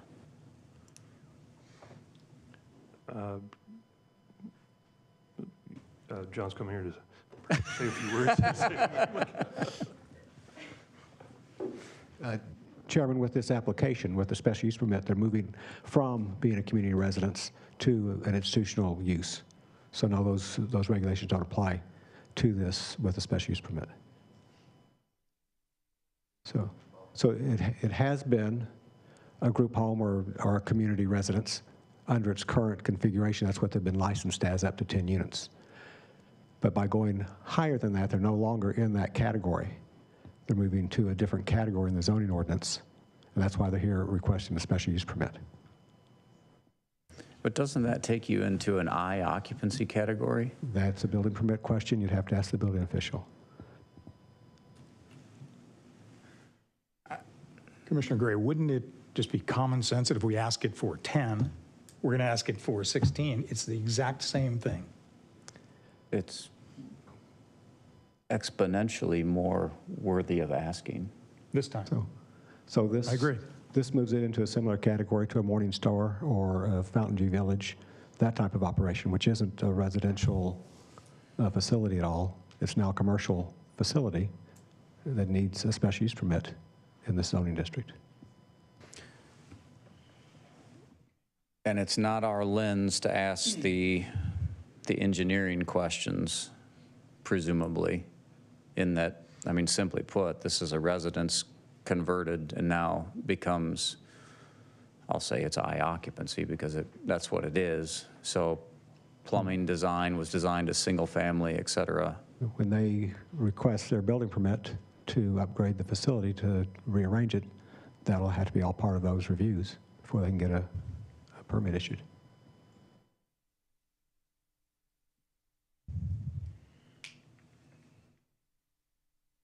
And do we know that, you read through the packet on this one, and it's all kind of geared towards, the impact on the adjacent community, which this is a zoning hearing, so I understand that certainly. But Commissioner Watts, or sorry, maybe it was Commissioner Corey, raised kind of that quality of care component. And I just think back to when we went through the whole community residence deliberations, and we really did try and weave as much of that quality of care piece in as we possibly could. Down at 200 square feet per resident. I guess I have questions on, is the staff overnight staff, and what's that split between square footage that's designated towards the patient population versus the support population? And then on the site circulation, we start to get into institutional, we're talking about refuge collection, we're talking about logistics of deliveries and so on and so forth. I just don't see how this site supports, I don't see how it supports 10, let alone 16. So, good questions for the applicant. Okay. Any other commissioners? Farhad, does the applicant have any prepared presentation or? I'm not sure if he has a presentation, but I'm sure he would like to come up.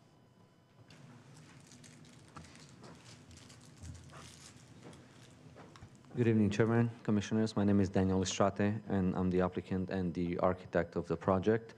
A couple things that I wanted to answer some of the questions you guys brought up as far as the requirements. The first question is, all of the assisted living facilities and city of Fountain Hills were governed by the IRC, which is International Residential Code.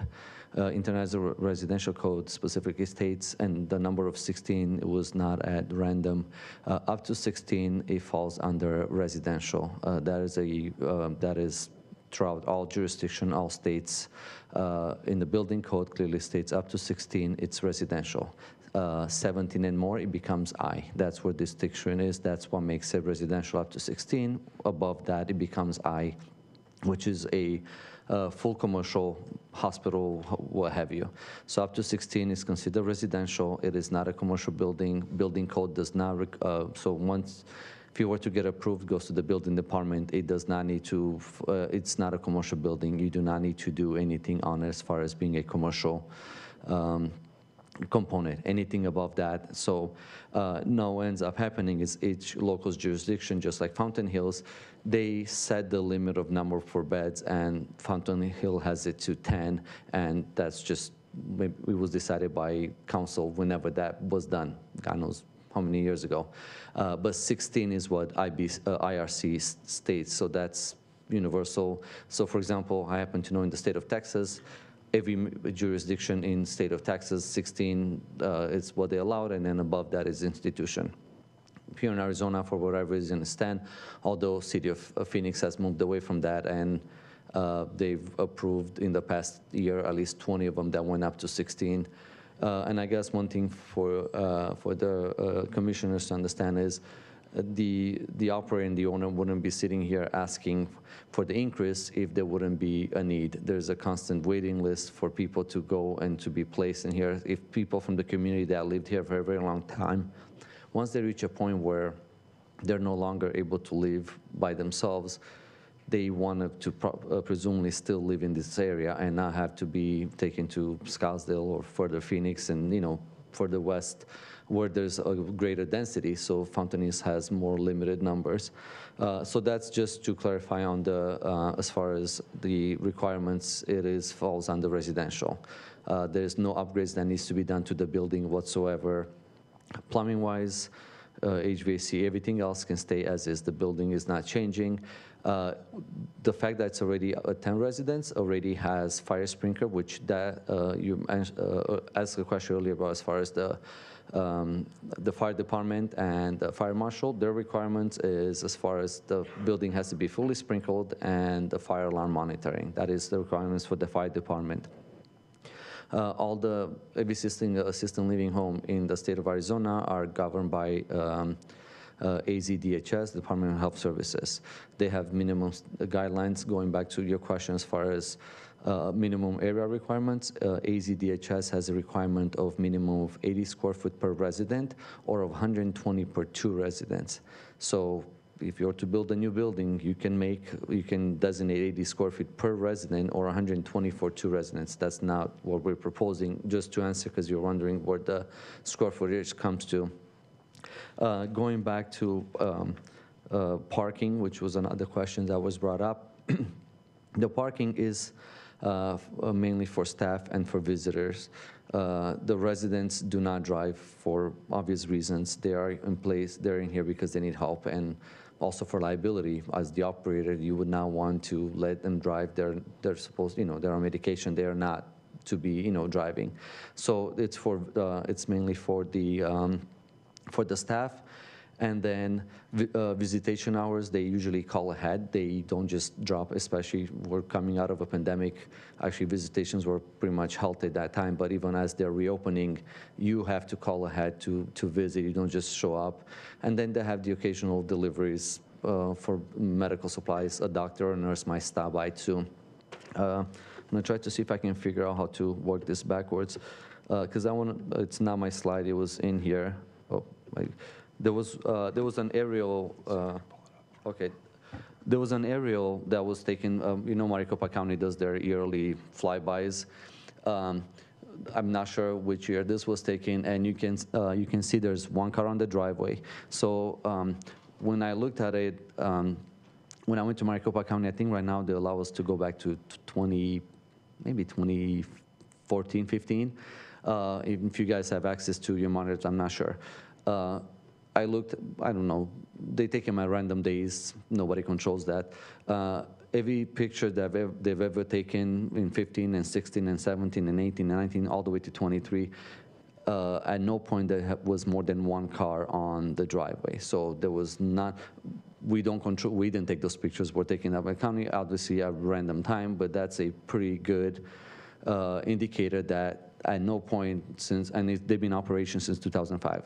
So at least since 2015, there's never been more than one car on the driveway. The most caregivers there, they either don't have a car or they will share a car. So I don't, the argument of increased traffic of up to 60%, there isn't really any traffic. If I actually ever go and visit one, the residents are, they're not driving, and then the caregivers are there on permanent basis. They have to be on premises. They don't come and go. The most traffic will be a family member decided to stop by, a nurse or doctor coming by, or a delivery, and those are minimal at best. So there's not this increase of traffic from going from 10 to 16 as far as extra cars, because that's just not the case. I've seen, just to give you backgrounds, I must have done maybe north of 100 assisted living facilities in the greater Phoenix area. They are not high traffic. They're not high traffic facilities. They just have the elderly as they're moving in out of their own homes. As you can probably imagine, it is very intimidating to go from a home setting into a assisted living facility or hospital that has 100 beds or more. It's just a lot, and then you just become another number in a multitude. So one of the reasons why the smaller scale homes did well is because it's just less, I guess, intimidating, and still maintains that home-like environment. But there's just a lot of need. Arizona, obviously, we're a state where people come to retire, so, and we having an aging population, they do need to go somewhere. And I know most people don't like to have them. I have one that's two doors from my house, but they need a place to stay. So I guess, and also think to make a distinction, because they do fall under the same as far as the state goes, and even the city. There's no difference that the state and the city makes between a assisted living home for the elderly or one of those behavioral health places. And they're the exact same requirements. And I do wanted to specify that this is a home for the elderly. There are old people in here, somebody's mom and grandparents that live in these homes, that there's just that much need that there is on it. So I'll open up to any questions that any of the commissioners might have. And then I guess last one was just on the encroachment. It's an existing non-compliance, so we didn't make the house to be out of encroaching into the setback. And actually, to answer your question, sorry, Commissioner Watts, the lot coverage is 50%. Right now we are at 29.9. So we're at, okay, we can round up. We're at 30% lot coverage, and the allowable is 50. And that's on sheet A 0.2 that was provided.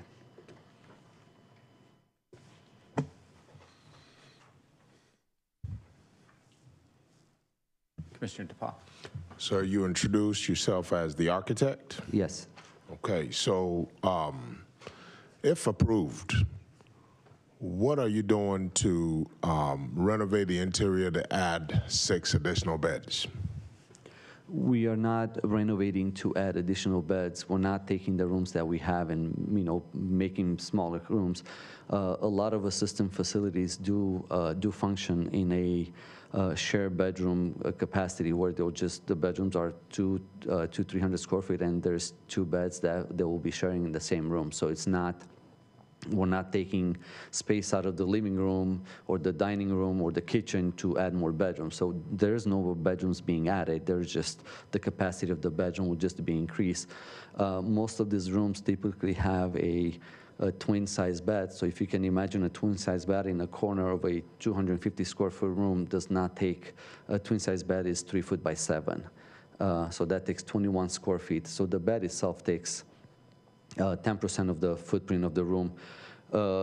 They use the bedrooms usually at night to sleep, and then during the day they're sitting in the common area, whether it's at the dining table or in the living room watching TV. So some of them are bed-bound, and obviously they don't leave the room very often. Okay. So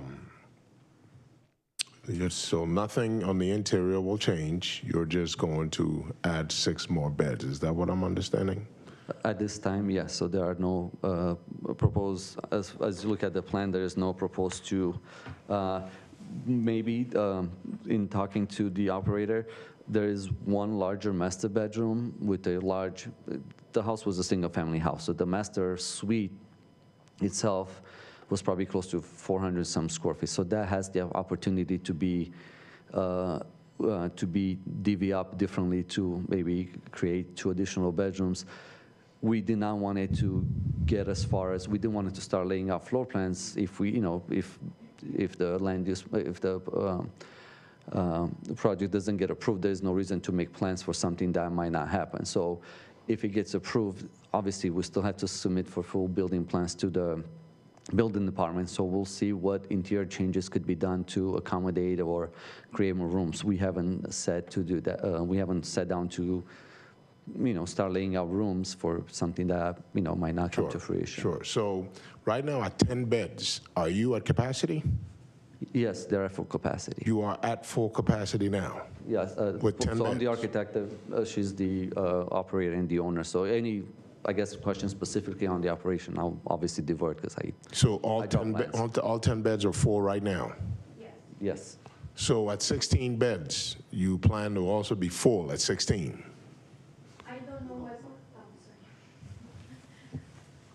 I don't know what the plan in the future might be. I just applied and I was approved for a provider for access space for semi-private. So I'm trying to plan ahead for some people that they don't have money and they apply for Medicaid and use a room as a semi-private, that I'm gonna have 12 or 14, but why not applying for 16 and see if I, you know, how I'm gonna accommodate or not. So you're just trying to go as far as the IRC allows you to? Right.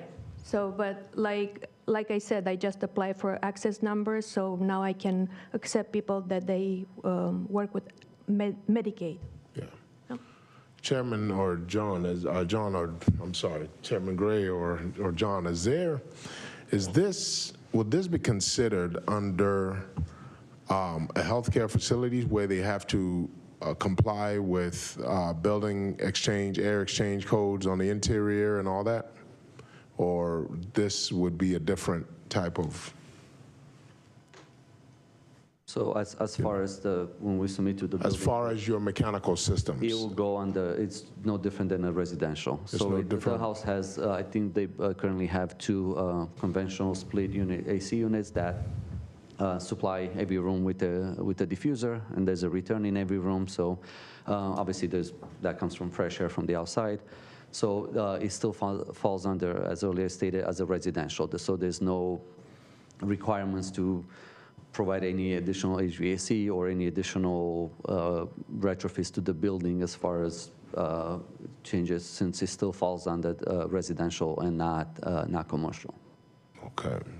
So building maintenance, that remains the same as well, even with additional 6 beds?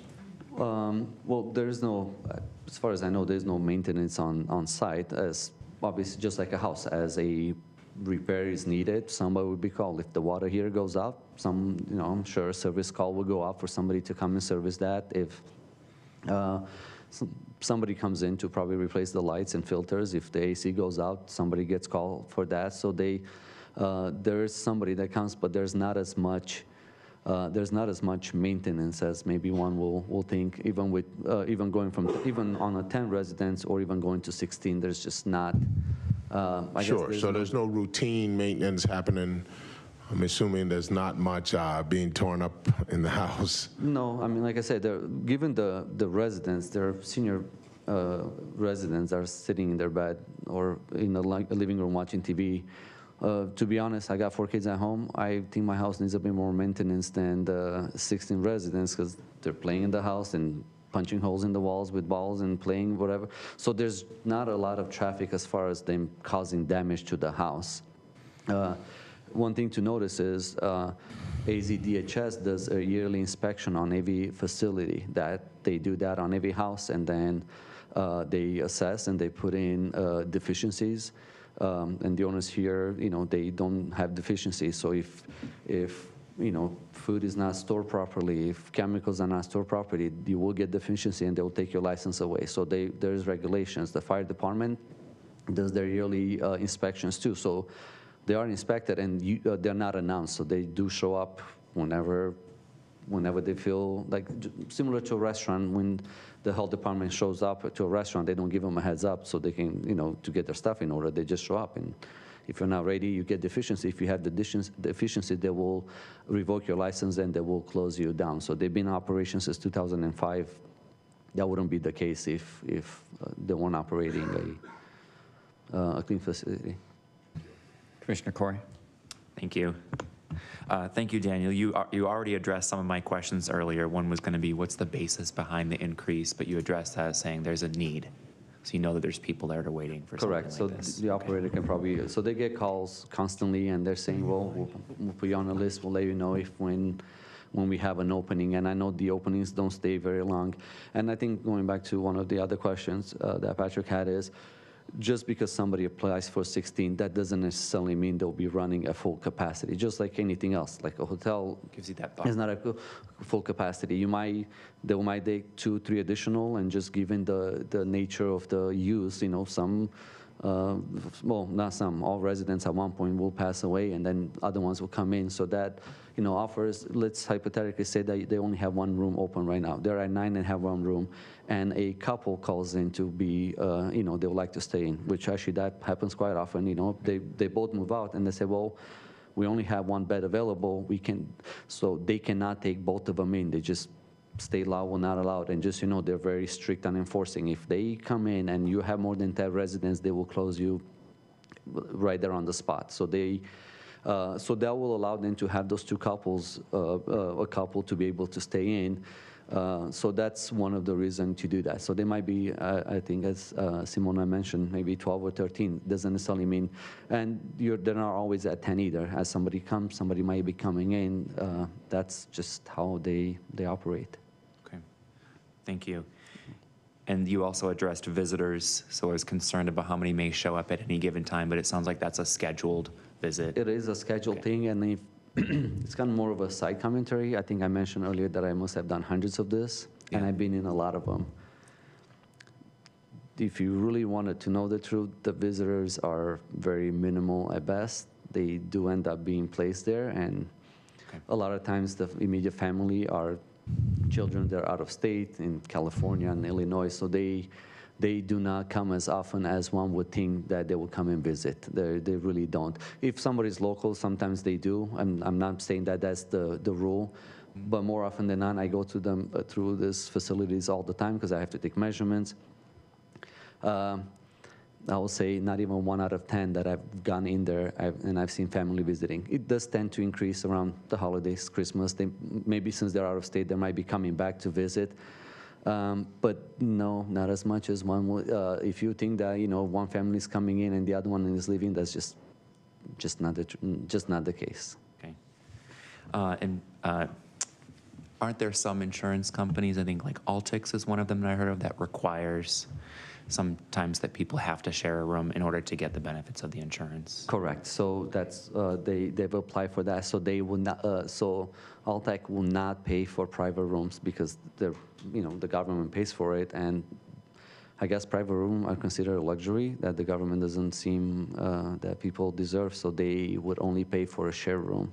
So obviously there's cost involved. So a private room will cost more, but then if you have 2 rooms, then that way you can take 2 Altec residents in a room that normally would just be reserved for 1 person. So it sounds like that double occupancy is common if they're looking for that as well. Correct. And that doesn't mean that you put. I mean, just the way it operates. If you place a parent or a grandparent there, and you're paying for a private room, and you want them to be in a private room, they will not put somebody in just because they have the occupancy of 16. Doesn't mean they're going to put 2 because they say that gets established on day 1. I would like to get a private room, so then they will put them in a private room. You can't show up the next time you visit and there's somebody else in there. I mean, there's contracts between the people that place them and the operator, so you can't just, I guess just like a hotel, you can't show up and somebody else is in your room. And just one final question. We all know that my math skills are not that good.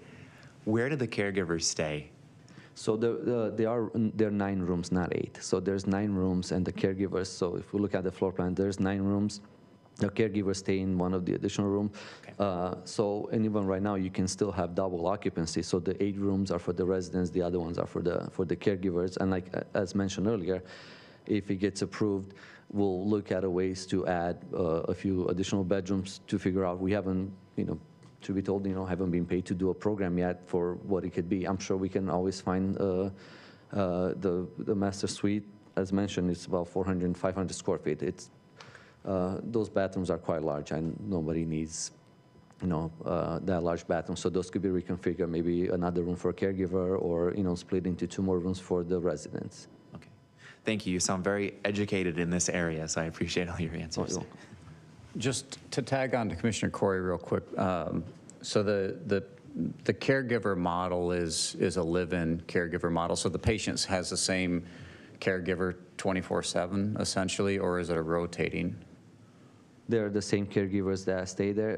That is the same caregivers. Okay. They do have they're not working 24/7 because nobody does that. That's just no. But they are living caregivers, and they are required to have at least every 6 days. They're required to have a 24-hour period off. So then they either rotate. Sometimes the operators will be the ones that stay in, just from operation purposes, to make sure that if it's your business, you want it to make sure that it's going okay. So sometimes, or they will bring in an additional person during that day to give somebody the day off whenever they're not working. But it's the same familiar face. So isn't a staff of like 20 people that you look on a schedule to see. In a hospital, for example, my wife is a nurse. In the pediatric unit, they only have 6 beds in it's the PQ, so they don't less. But there's 8 nurses that to rotation. But these are the same caregivers that they're day in and day out. So just clarify for me. I'm not a residential code expert, but 16 licensed beds plus 4 full-time 24/7 caregivers is 20. Since I'm better at math than you. Does that not cross your residential code occupancy threshold? No, it does not. So the residential code is based strictly controls the number of residents, which number of residents are what the state Arizona AZDHS, Department of Health Services, they refer to the people that you're placing in there to be cared for. There's a lot of facilities based on, there's a lot of facilities that actually bring in, they actually have larger ones. I don't mean larger like more residents, larger just square footage, because I do some that are still 10 residents, but they're like 10,000 square feet, and they have larger rooms. They bring in almost like, let's call it day shift. There'll be caregivers that show up at 6 o'clock in the morning, and they'll stay there until, 8, 9 o'clock at night. There'll be 3, 4 of them that come in, and they will leave at the end of their shifts at 9 o'clock. They don't actually stay. And there will only be 1 or at the most time 2 caregivers that stay at night, because somebody has to be there. And they don't go to sleep. They sit on the couch, just like similar in a hospital with the night nurses. They sit there all night in case a resident needs help, because they have a little bell that they ring or a little buzzer, and then they go into their room. So the building code regulates the number of residents, because the caregivers are not a given that they stay there. They're not required. That's why they make no concessions for parking or number. And as I think the earlier question was brought in, believe it or not, and I don't make the rules, AZDHS does not have a number of caregivers that they are required based on number of residents. It is impossible, I can tell right now, to have 1 caregiver for 16 residents. But that, if you were to have a facility and only have 1, and I think to one of the points that Commissioner Watts made, it is virtually impossible to have 1 caregiver for that. But the state does not regulate and does not control how many. They don't say, well, once you're at 10, you need 3 to 4. If you're 16, you need 5 to 6. There's no number that they associate with that. there just isn't one. Just like in hospitals, they can have, one nurse can have 5, 6 patients, and we know that that's actually a reality, it happens quite a bit. So I appreciate the state has their definition of what is a clinical resident, but then the building code has a definition of resident being basically occupant, inhabitant.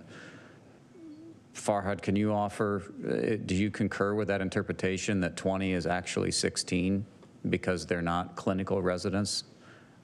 I would challenge that simply because in the eyes of building code, a resident is an occupant spending the night within the premise of the perimeter walls, no matter whether you're the provider or the caregiver. So are we not talking about 20 as our real number here?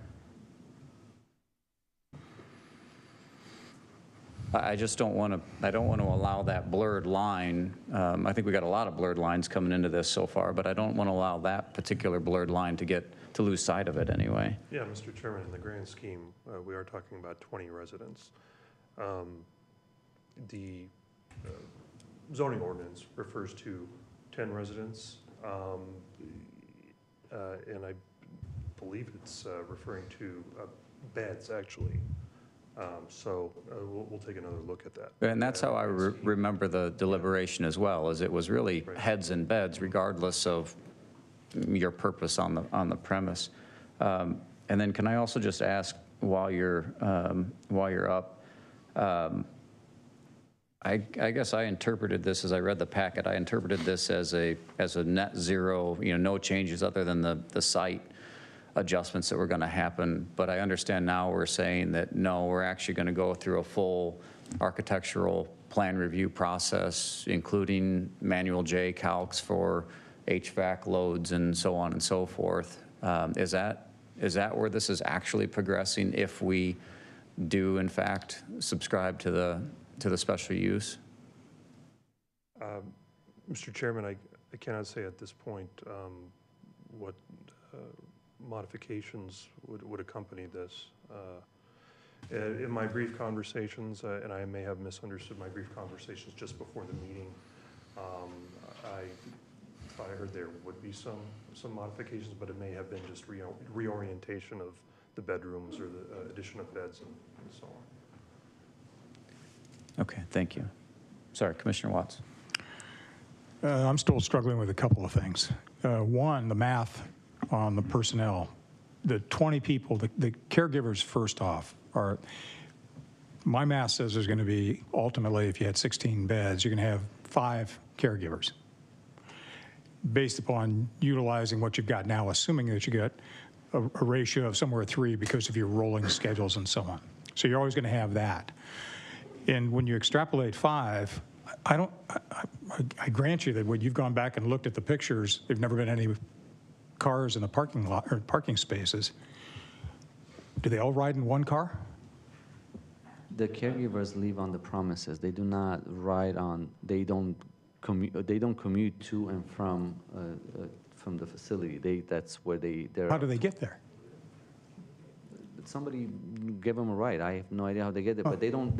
Okay, I will let the operator. They just don't. Most of them do not own cars. I mean, it's not a requirement to own a car. Somehow they got there. I can tell right now that there is not 3 cars for the. You're more than welcome on any given day, without announcing, to stop by to see if you'll ever see more than 1 car on that driveway. So most of them don't own a car. Does the caregiver head count include? First off, are the caregivers all licensed? Are they required to be licensed?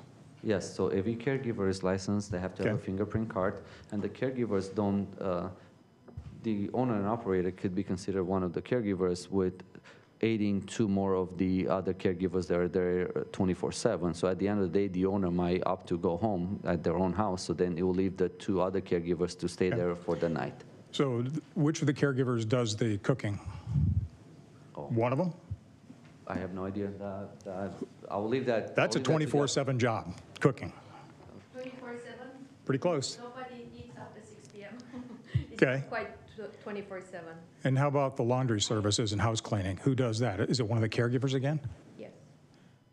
So that's how all the care homes operate. in the valley, or at least 90%, and all my friends.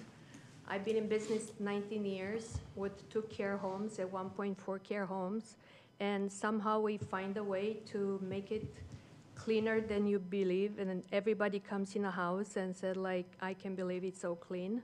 And yes, we do manage to do all these things. And the caregivers, sometimes the husband, the family brings some of the caregivers, let's say they're from California or whatever, and they come here to work for like, I don't know, 6 months, a year, and then they go back and they save on rent and stuff like that, and they're happy with the opportunity to live in the premises. So most of my caregivers, they don't have a car. I cannot say all of them, but most of them, you know, they don't. So just so I'm clear again, we're going to put 2 residents in each bedroom or each area. That would be at maximum capacity. And you're going to put between 4 and 5 caregivers, depending upon rotating schedules, in another separate room. Well, even when I have 3, one of them, it's mostly for the nighttime, and, you know, maybe give days off for, like, we rotate it, and depends of the need and what kind of residents I have. Sometimes they need a lot of help at nighttime, sometimes not, and I adapt. I not always have like 3, or I might have 2 or 3. At the 16 capacity, I might have 4 or 5, but not 5 during the day, all of them, maybe 3 during the day and 2 during the night. So it will not be all the time. I will manage. As I said, I've been 19 years in business, and we are governed by health department, so they regulate us, and they make the rules, and we follow the rules, and also we try to the best to make the family happy, because if the family and residents are not happy, I will not have a business. So somehow we do manage to do all these things. Thank you. You're welcome.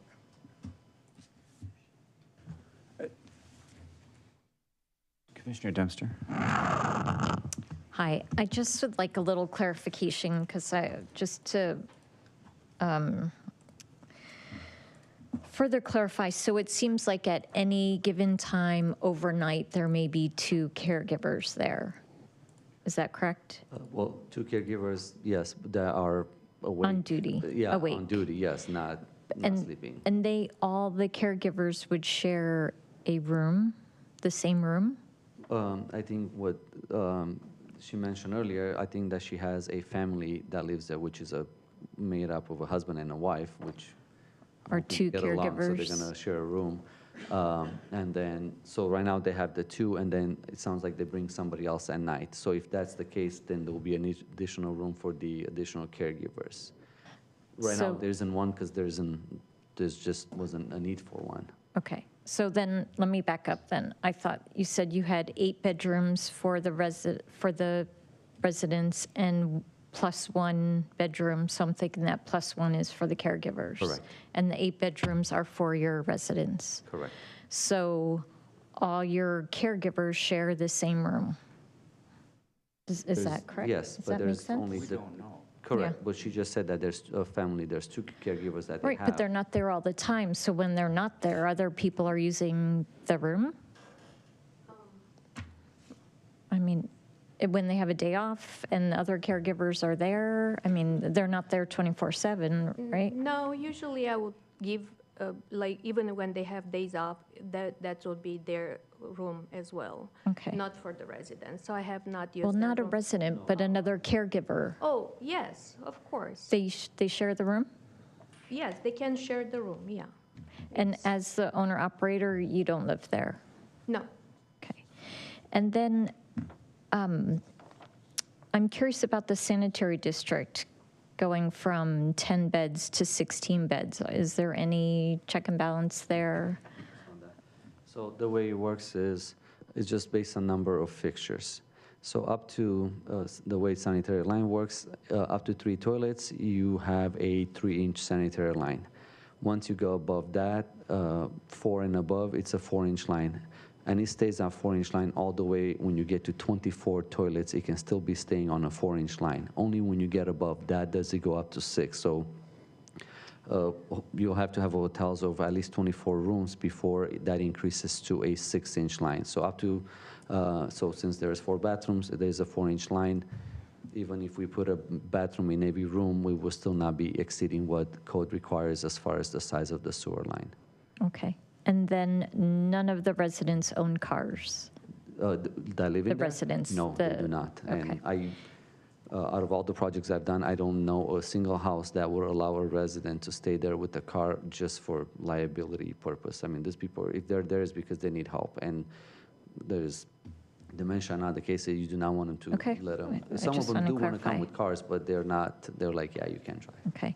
And now, does a doctor come to the facility? Because if the caregivers don't have cars, how do Yeah. they get to appointments? So if they go to appointments, that's where a lot of times the operator will take them, but the nurses and doctors do come in, but they will call, and, you know, if there's a need, they said, you know, so-and-so residence needs to be there, but I'll let it. I have a house doctor for 19 years, same doctor, and he is coming every month for visit and all the symptoms, and we monitor the every day them, and we also over the phone with them. So the doctor is coming once a month, same doctor for all my residents. So they don't go out of the facility for appointments? They do sometimes for specialist doctors, but that's very rare, and it's with arrangement with the car comes, pick them up and drops them. Okay, thank you. All right, thank you. Just, you had mentioned you haven't been engaged to do any programming or blocking of rooms within this property, right? Correct. At this point? I walked the property, but I have not, and I did what is called an as-built condition, so I measure what's there existing, but I have not started making a program and laying out to see what a potential 2 or 3 or 4 bedrooms will look like. We didn't get that far. Sorry.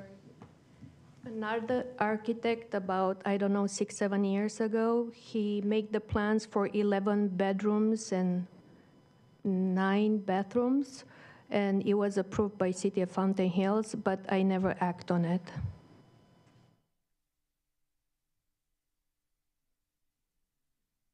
So I have no knowledge of that, as you mentioned. Can you help us? Yeah, it's not in our packet either. So so let's see. If you were to draw this today, you would be under residential code, we think. Correct. Although we're saying that the real number is 20, so maybe not. What do you look at for the clinical component? Do you look under FGI for outpatient facilities, or what's the guide for the clinical care component? And mainly, just as an example, you know, when you're blocking this thing out, when you look for clearances around the bed for patient safety and so on and so forth, what is that point of reference? And I'm just curious. Okay, so there's a couple things that we do when, as was obviously established right in the beginning, this was built on day one as a single-family residence. And a lot of this, most of this facilities, somebody purchases an existing house that then they convert to one of this assisted living facility. Very few are the people that can afford to actually build one for 10 residents from the scratch. So then there's certain requirements that we have. We still have to provide ADA restrooms, but they're not provide ADA restroom, make sure that we have grab bars in the bathroom. Even if the bathroom itself is not a full ADA bathroom, which you're not required to have them, there's one ADA bathroom required, but the rest of them, every operator installs grab bars just for ease of use. We typically replace all the doors. Most homes comes with, I think, 32-inch doors. That's just what most builders put in. We replace the door to 36-inch doors just so you can get in with the wheelchairs a lot easier. And they do that for a lot of reasons. For the wheelchairs, also just so the doors don't get, banged up as they're going by. We talked about fire sprinklers, fire alarms, clearances, keeping, if some rooms have exits to the outside, make sure that exit is provided. Make sure beds do not go in front of windows, because windows are still a second means of egress. Even if the residents themselves are not able to self-evacuate, you still need, fire department, they can use windows to get in. So bedrooms not to go up against windows, ADA bathrooms, grab bars, and just wider corridors. Other than that, that's usually at a minimum. I guess another thing to maybe specify, there are the type of residents that are not on they're not on like ventilators or anything like that. They're, they're still mobile. They get up from their beds and they come sit on the couch and watch TV. So they're not as far as needing medical. They need help taking their meds, but not as far as they're not in a strict regimen, or they're not, where they walking around with IVs connected to one of those pulleys. Those require actually hospital. If a patient decays to that point, they're taken to a hospital. They're not. That requires a nurse and a doctor to administrate that.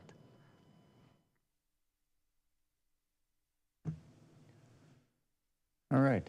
Paula, do we have any speaker cards? Yes, Chairman. There were 4 written statement speaker cards against approving the 16 beds, and then there are speakers. In order of appearance, the first speaker will be Tom Lifton, Crystal Kavanaugh, Veronica Oliver, and Larry Myers.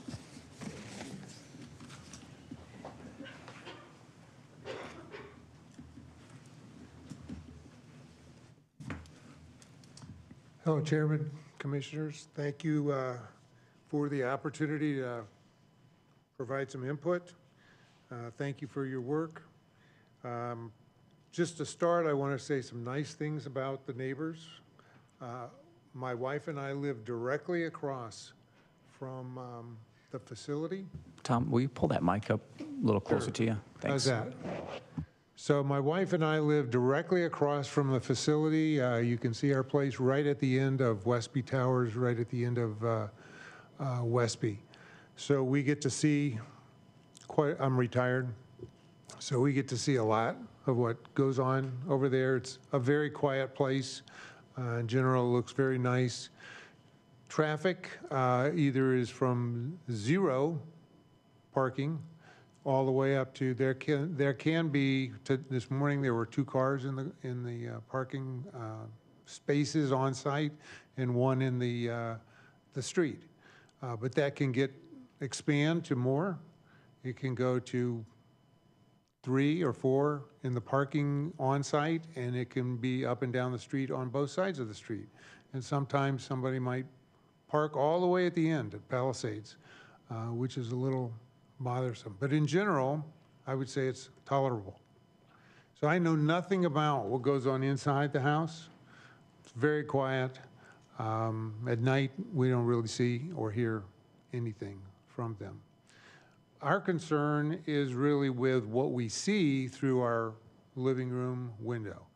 And with this picture that you have up there, we can see we're looking straight across, we can see to the left, there's an area of landscape with 1 ocotillo and a bush and a little white mailbox.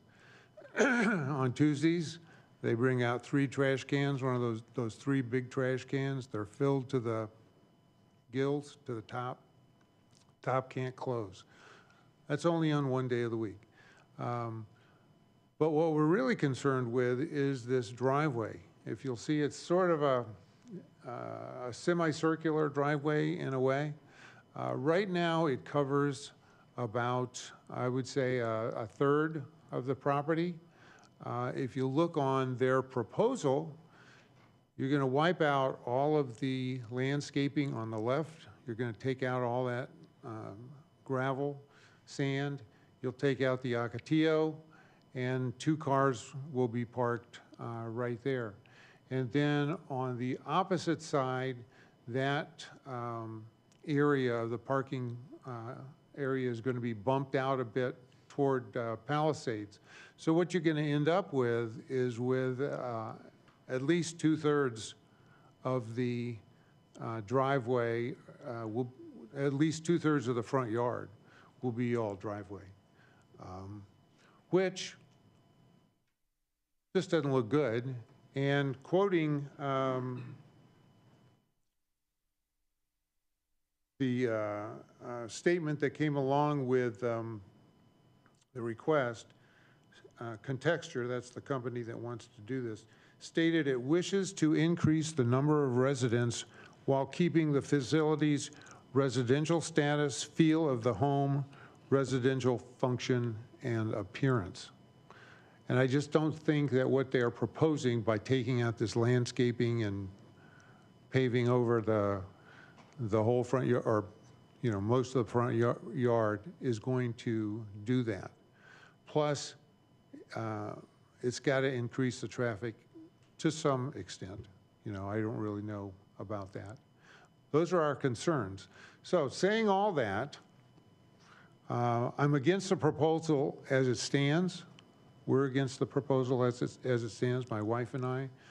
But we have a suggestion that if they could put up some kind of high bushes the size of the Ocotillo, high up there to hide the new parking lot, the two spots there, that might be a compromise. I don't know that it takes care of all the other problems I've heard here, but it's maybe something in the right direction. So that's all I have to say. Thank you, Tom. Very much.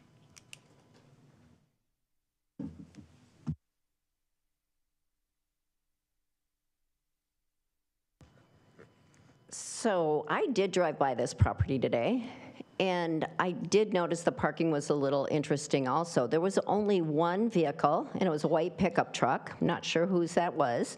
So if there were any staff in there, that was their vehicle. And it was parked at the end of the driveway, across the driveway, blocking part of it.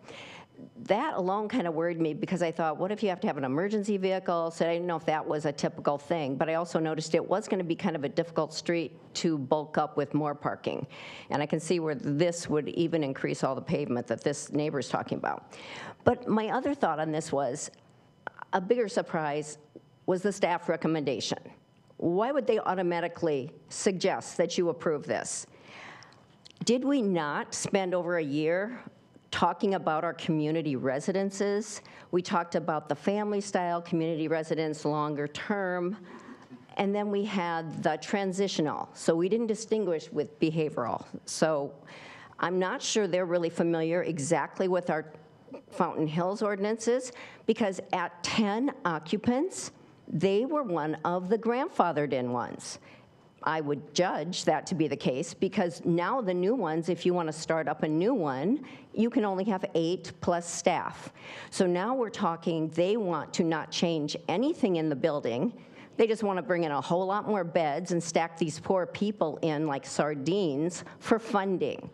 And so I'm very concerned about their quality of life, but I'm also concerned about the neighborhood's quality of life. And I'm concerned that if we start changing our ordinance this quickly and allowing them to bump up to 16, the next family community residents, why can't they ask us to do the same? And then the transitional homes will feel discriminated against if we don't bump them back up. So this is just a slippery, slippery slope, and I say no. Thank you.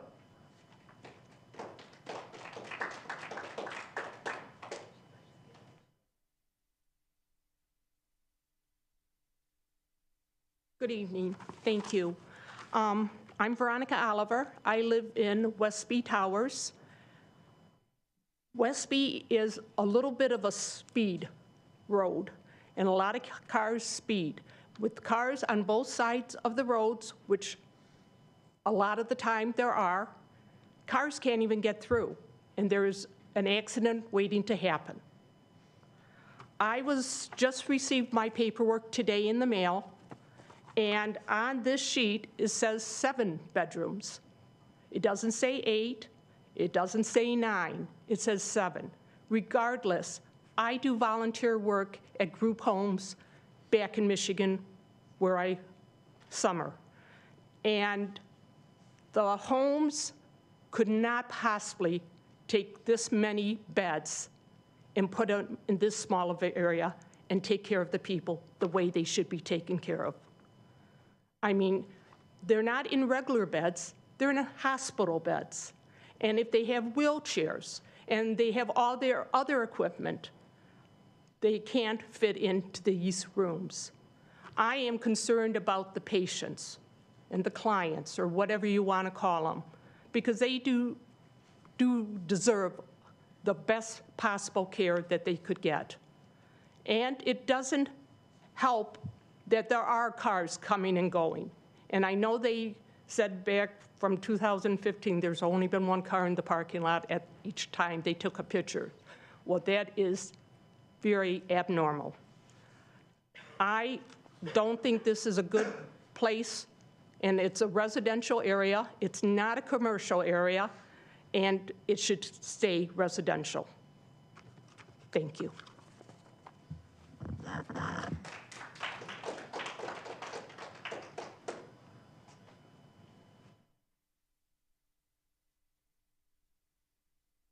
Chair, Commissioners, so it took us 2 years to debate the ordinance that separated the community residents from the transitional residents.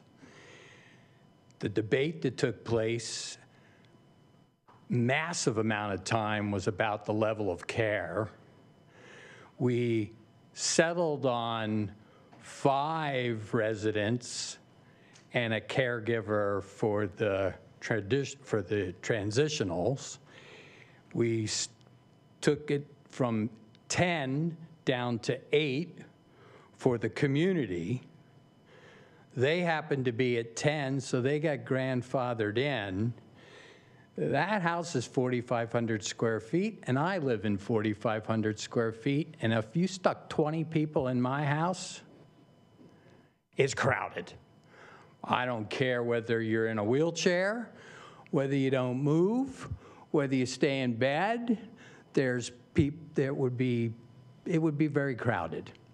And so we spent a lot of time talking about level of care and numbers of occupants and caregiver to resident ratios during the 2 years that we took to thoughtfully make our town ordinances, regardless of what the state says. We felt that in this town, this is what the level of care that we wanted to deliver to people in these conditions. And we decided on our numbers, and I don't see any reason to change our numbers because it was 2 years worth of thought, and you're the people that were the thoughtful people. It ended up being your ordinance with a slight twist at the council level that ended up going into effect. And now here we are.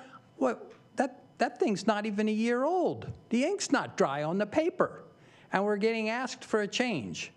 So I'm more looking at this from a level of care and caregiver to resident ratio in the square footage, and the building stuff doesn't mean anything to me. I think the building's too small for 20 people, period.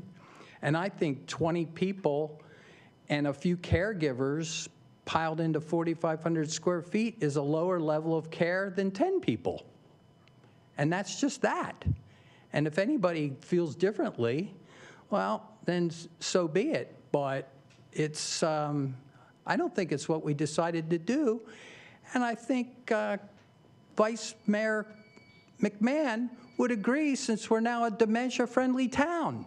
So we're going to lower the level of care, and I disagree with that. So I would say don't increase the occupancy on this building. Let's just operate as it is and be done with it. Thank you.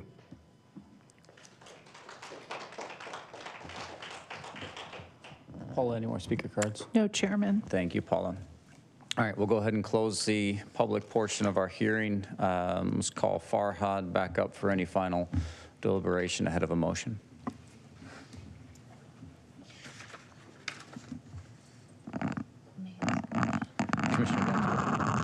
Hi. Can you just clarify for me? Sorry, this has gotten a little confusing. Currently, this property is a residential home, and we do not have a zoning that would accommodate, should this go through. Is that correct? So if this change went through, it would be considered a commercial property, correct? Mr. Chairman, in terms of operation, how it operates, it would be considered a commercial property. Change to yes. commercial, okay. And I'm concerned, because we have all R3 surrounding that, all residential, so, okay, thank you. Okay.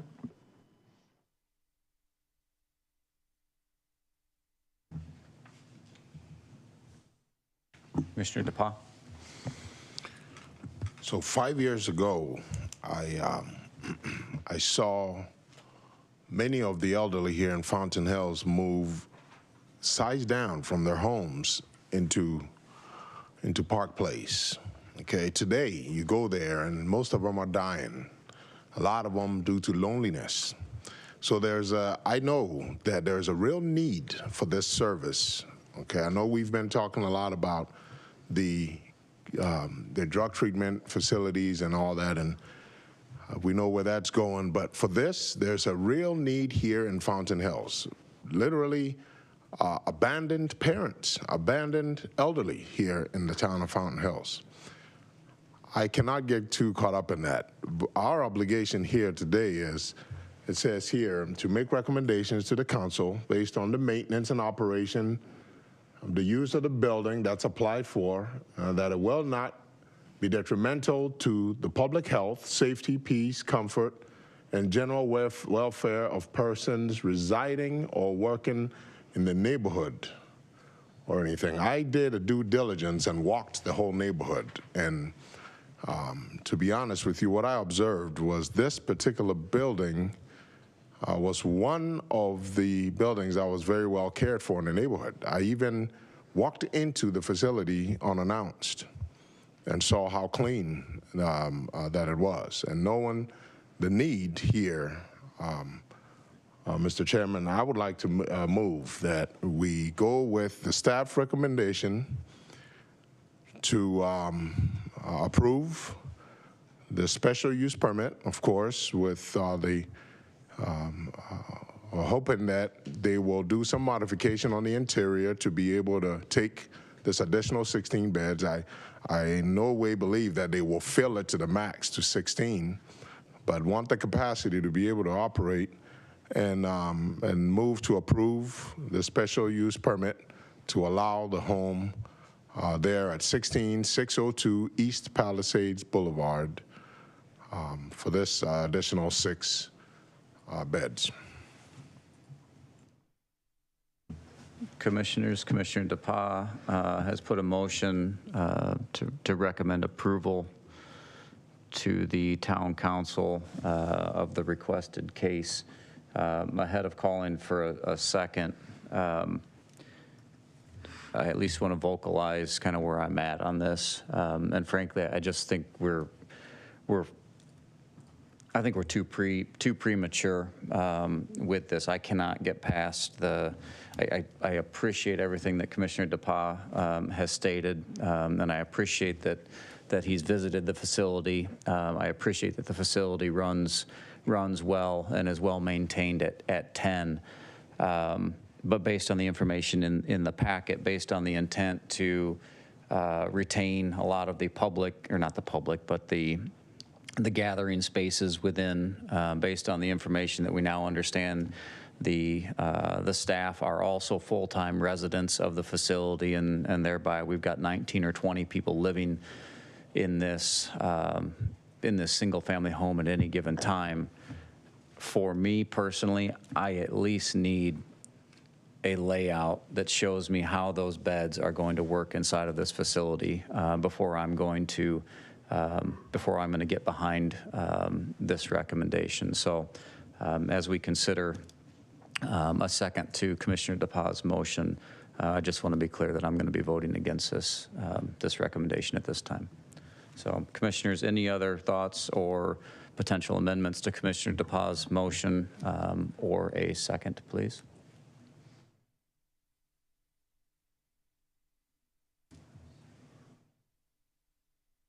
No seconds to the motion. Commissioner DePauw's motion has failed.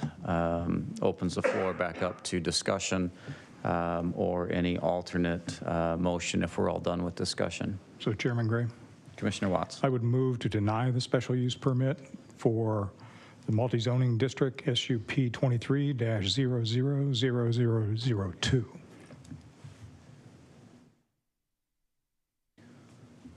Commissioners, any amendments to the motion or a second, please?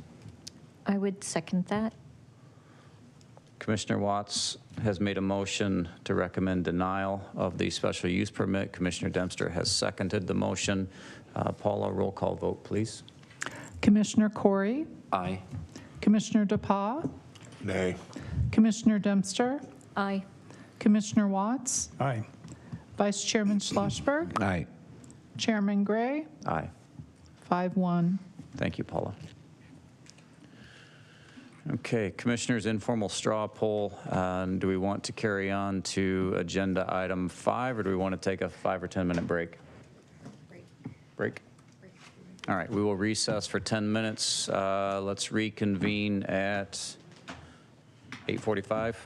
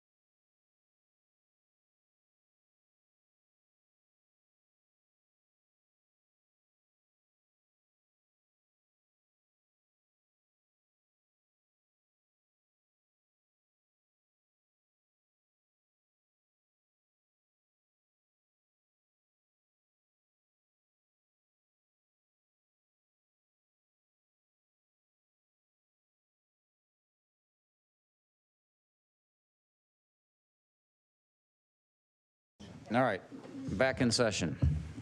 Agenda item 5, public hearing consideration of action, skip to the end, RZ 23-1.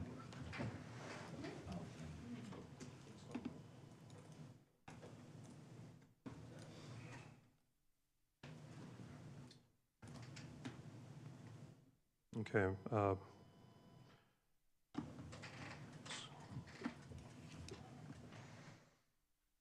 Sorry, trying to get this on presentation mode here. Oh, we'll just use this. Okay, Mr. Chairman, members of the commission. The application, or the request before you is a zone change for a 0.86 acre parcel, which is a dual zone property right now. It is split between R135H and OSR, which is open space residential. The request is to zone it in such a way that it's uniformly zoned R135H. A little bit of history here. This property was actually replatted in March, just this past March. It was originally at about 29,000 square feet. With the replat, it increased to 37,284 square feet, and that was done through a transference of ownership from the Fire Rock Country Club to the applicant for this rezone request, the private owner of this property. What the applicant is requesting is, and let me just go straight to the map here. The property outlined in red is the parcel, is the subject parcel in question, a portion of which here is zoned open space residential, while the rest is zoned R135H. The applicant is requesting a rezoning of the OSR portion to R135H.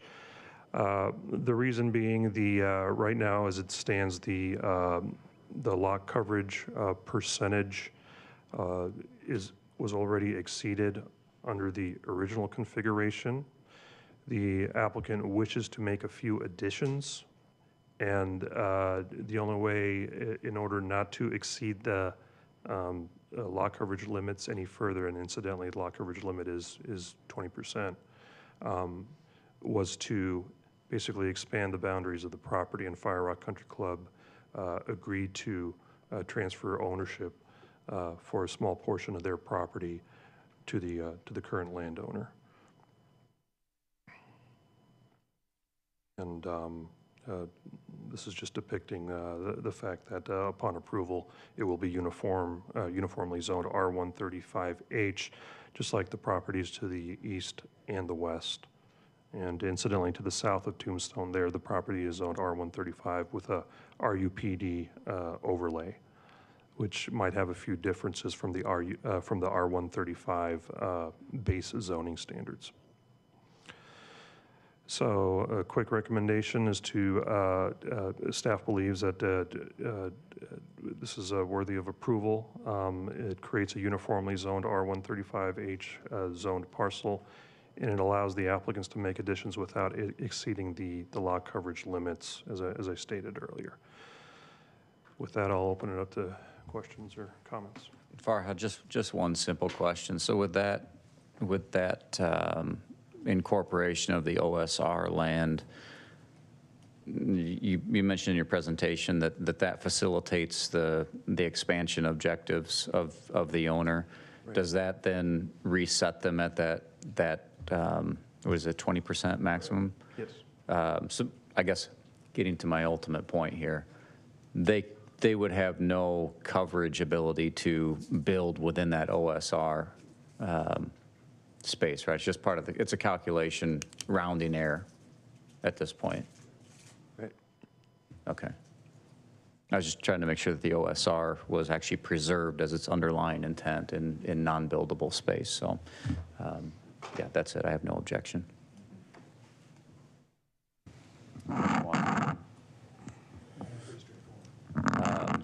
Commissioner Dempster. Just one question. Is that currently a single-level home? It is? Good. And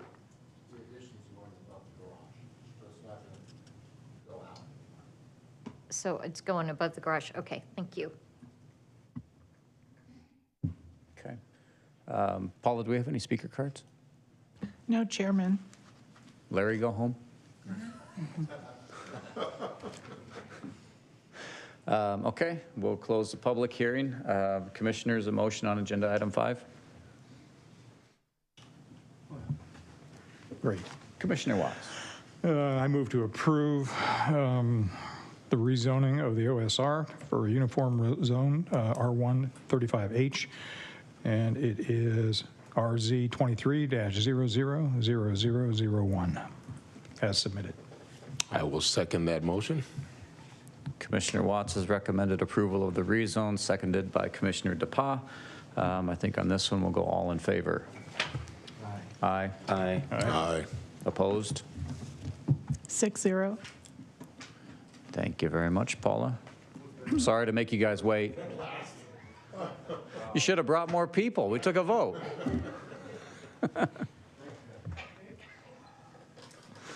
All right. Agenda item 8, public hearing consideration and possible direction on special use permit 2301 to permit 10 apartments in 3 buildings on a 3rd-acre parcel at 16741 East Glenbrook. John? Commissioners, try this again, see where we go with this one. So, again, this is a consideration of a property at Glenbrook and Fountain Hills Boulevard, southeast corner. Area is platted or is zoned CC, common commercial, which is very similar to the C1 zoning district, lowest end of our commercial districts. This one's a little unique in that it allows for common parking. It was platted in 1973. Has had limited development over the years. Latest development was in 2004. The slot in question was used as a playground for adjacent school some years ago, but has not been in use for the last several years.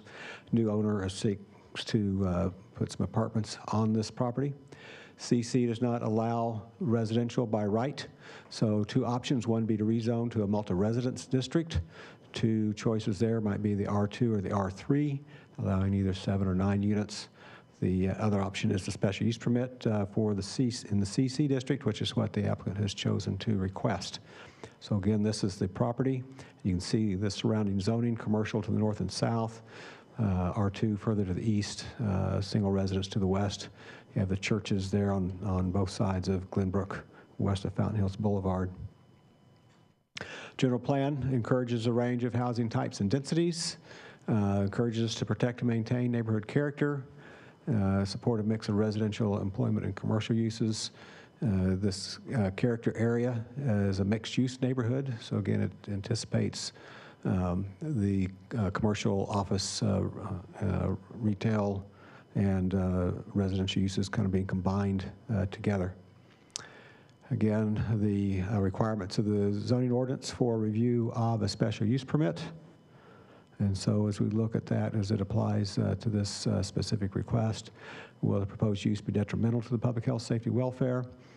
So here we are at a somewhat major intersection. First one as you come into town from the north. Has the commercial zoning, does have some commercial viability because of its location along a primary street. But as stated at the beginning, it's been platted and zoned for 50 years. For that commercial development, and none has happened to date. And so maybe we've done that long view that we talked about earlier already in terms of this property and its potential for that commercial activity. New residential would help support potentially the other commercial that's there by having more residents in close proximity. Will it be detrimental and injurious to surrounding properties? Sometimes we have a concern if you put residential in a commercial area, you might somehow limit that commercial development. Now maybe there's some commercials that wouldn't happen because there's residential there. They lose confidence in the area as a commercial center, or they aren't compatible with the residential use. So now the commercial tries to come in and the residents that are living there start protesting the commercial activities. So that can be an issue by bringing the commercial or the residential into a commercial area. But again, the residents should help support the commercial areas, and the few number of units on a major street, not really worried about traffic issues that might come from this. The other one here with new development is the design and development of the property.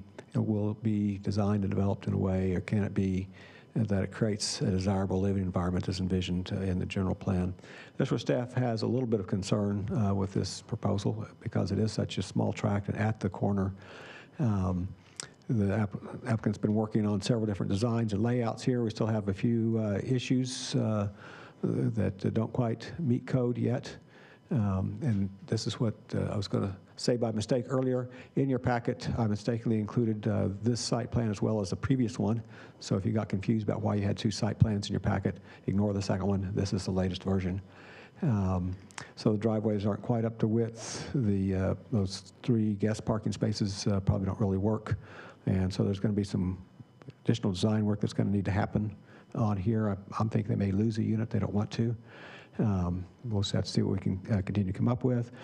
Some concerns about, again, this primary corner. Desire the general plan that we start to establish some entry-type features as we come into town, and this is one of the intersections that was designated. So the wall in the back of the units, again, we're going to have to pay a lot of attention to the architecture and how that looks. And then if we went back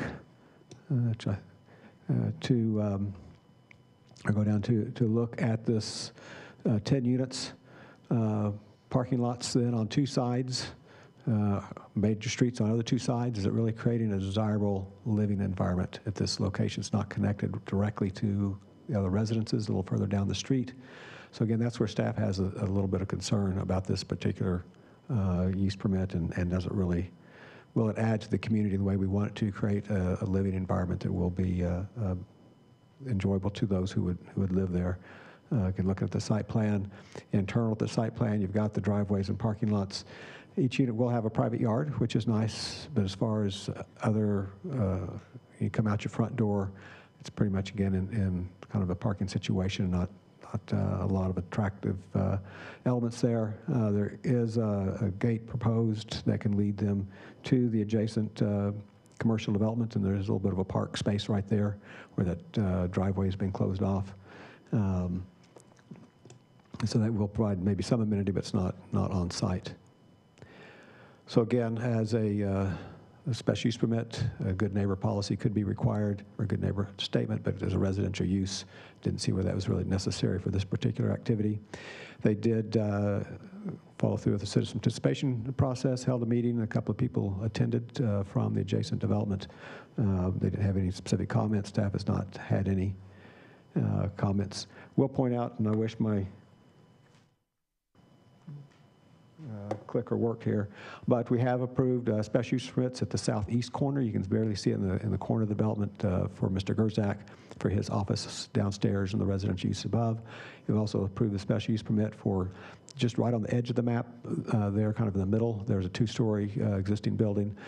Several years ago, we approved a special use permit for residential on the 2nd floor of that building. So we've approved other residential uses with the special use permits in this development. We may have some more requests in the future, but those other 2 were different in that they did have the mixed-use component to them. So with that, kind of in summary, proposed infill property, beneficial to get it developed, see new activity happening here, have new buildings, can help spark other development in the center. Residents, again, can provide support to the existing businesses, so all that's good. Some design issues that staff has could be resolved as we work in more detail on a site plan. So staff can recommend approval if commission feels like we can continue to work out those side issues. Commissioner. Mayor? Vice Chair. Okay. A couple quick questions here. First of all, the elevations that we see, I'm assuming those are incredibly vague because they want to just get an indication of whether we're going to send this on. Is that why they're? Yes, Chairman, Vice Chairman, that's correct. They don't want to spend a whole lot of time and effort on the details until they know they've got approval. But I think I mentioned in the report the applicant developer here is the same one down at Trevino and Saguaro. The 17 units there just north of the MCO. And you probably don't remember from looking at that a year or so ago. But we had a little bit more detail on those elevations. It's going to be the same elevation. And that's the same developer, you said? Same developer, yes. It is. So another quick question, unrelated. We approved that, and I know they had an extension. Are they going ahead with that project? Yes. Okay. And then, so the parking that's there is not going to be available for this particular? That's correct. Okay.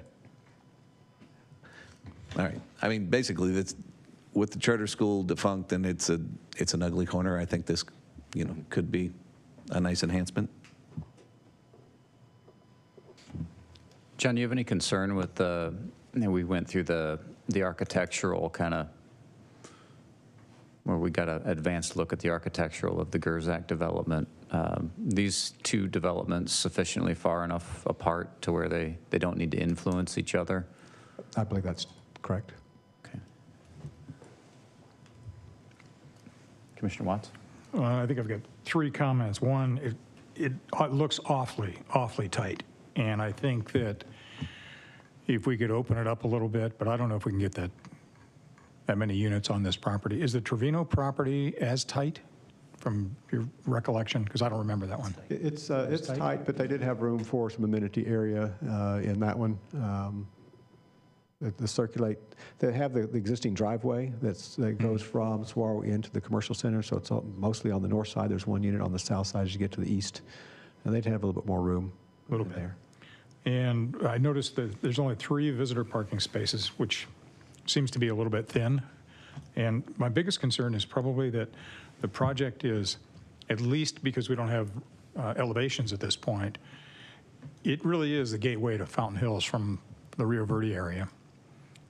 And I don't know that it's all that appealing without seeing elevations. So I would not be supportive unless I could see the elevation, see exactly what it's going to look like. And Mr. Har, I'm sure we'll get up here in a moment, and he's got some ideas that I think will be attractive, but we just haven't really seen them yet, but he can help maybe describe some of that for you. Okay, thanks. So John, if overflow traffic gets forced off, and I get by the numbers, it works with the 3, does that overflow, is there a spot for that to land on Glenbrook or Fountain Hills Boulevard there? Definitely not on Fountain Hills Boulevard. I'm not familiar enough with that little section of Glenbrook east of Fountain Hills Boulevard to remember if that would be possible.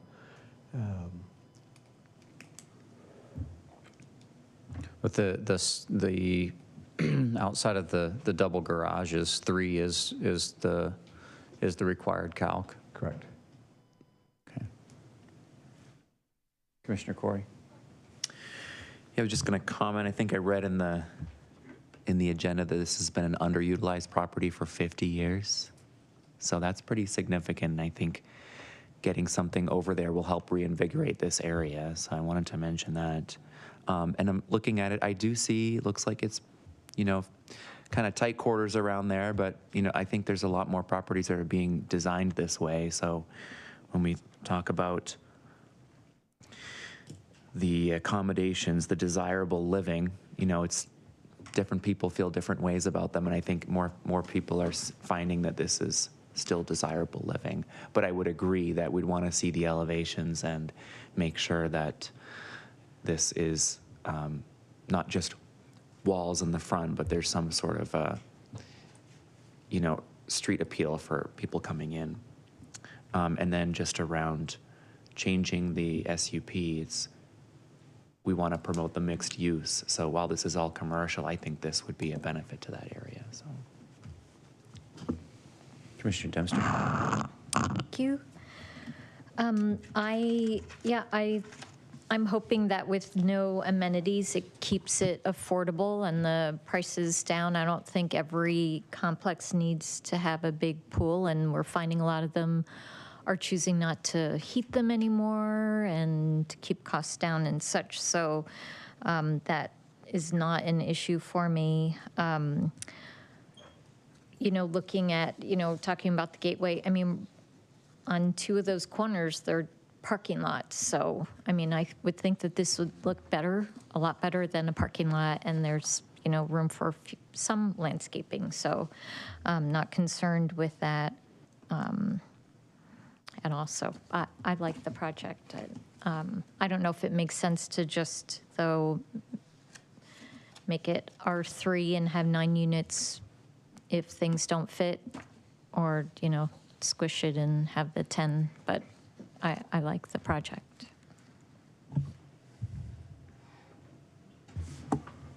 I like the project too, and I think the R3 may be more applicable, but it just seems like there's 5 pounds in a 1 pound bucket here, and just awful tight.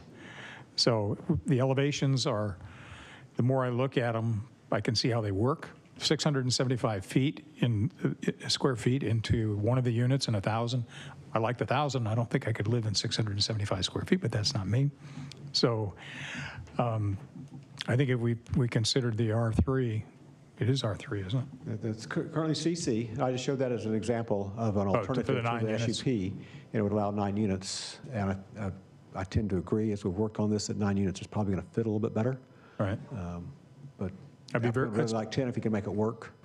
So 10's going to be tough, but 9 would be better, so that's mine. I think the, Commissioner DePauw? Yeah, I'm going to go along with the vice chair too. That's just an ugly corner there.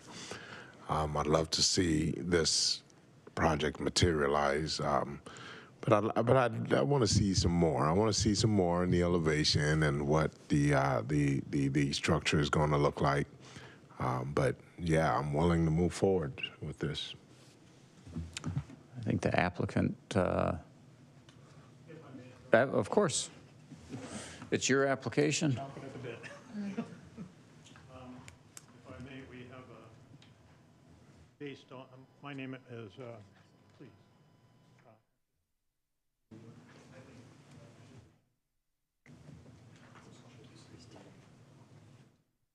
My name is Kirk Carr. I am the applicant. And based on the, can't think of the report that was prepared, I put together this handout. I can go through it page by page. Just a couple things, maybe some clarification is the units are actually, they're all 3-bedroom, 2.5 bath.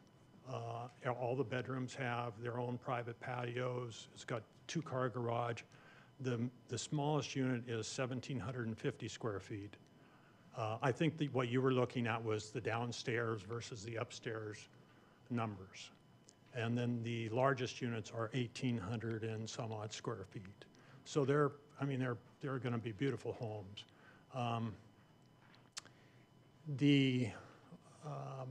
I believe that the issues about the width of the road and the depth of the parking was a misunderstanding between our designer and what John and I were talking about. There is room to fix both of those issues. But to go through this package just really quickly, page 1 shows that existing park that's in Plat 206 that John had requested we put in a gate out of our property to that, which we're happy to do. The biggest thing here, when we first purchased this property, we assumed that we were in Plat 206, and we are not. We are not in 206, so we have no right to any parking lots or anything else. So this small piece of property, if you try to do something with it and create all your own parking in the sense of a commercial, you really can't do much with the property. I'm a second-generation home builder. My son is the third generation. I started building in 1975. I built in 4 states over my lifetime, and I think I'm at 47 years of building homes. We built a little over 3,000 homes in that time. We built, the majority of the homes we built were entry-level homes in Washington State. And we took pride in being able to provide housing for a lot of people that wouldn't have had one if it weren't for us. And that's kind of how we're feeling about these units. And, you know, it states that they're an apartment, but the anticipation is that they're condos. And based on the economy, if the interest rates come down and people can afford to take a mortgage, that's what we'll do with them. We will condo and sell them as condos. Until then, we will probably rent them out until we can sell them. Our desire is to sell our homes, and that's what we do. We build in Fountain Hills currently. We build like a semi-custom home. We buy beautiful lots, beautiful views. We build about a 3,000 square foot home with a triple or a 4-car garage. People love the homes that we build, but you know, the prices have gone up so much that they're not homes that a lot of people can afford. And it comes back to our roots that we love affordable housing. Affordable is different in everybody's idea. And in Fountain Hills right now, I would have to defer to Dory Wittrig, our agent, but to get a home in Fountain Hills that is anywhere near 1,700 square feet with a 2-car garage, 3.5 baths new, I don't think you could touch one for $800,000 or $900,000 around here. The older homes, most of them are pre-2000 with all the things that come with older homes, systems that are outdated, don't work very well, remodeling that has to be done. So I think there's going to be a large demand for these, just like for the 17 units we're building out at Saguaro and Shea.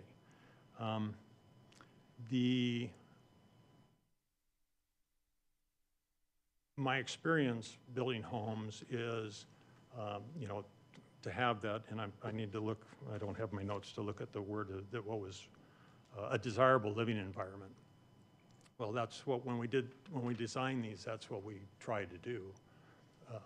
I don't know anybody personally that lives in their driveway.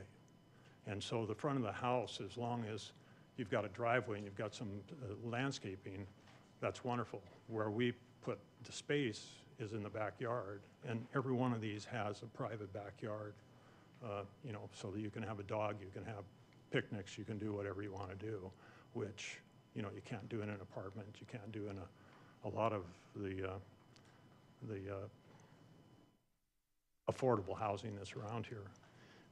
So anyway, that's the existing park was the first page. The second page shows where you can see the curb and that kind of the park area. The fence and the sidewalk to the right is the entry into the existing parcel that we have, which we will install a gate to. The third picture shows an existing block and iron fence that's currently on site. We anticipate that besides updating it, painting it, that's what we would like to be there, so that you're not just looking at a 5 or 6 foot tall painted block fence when you're driving by the property.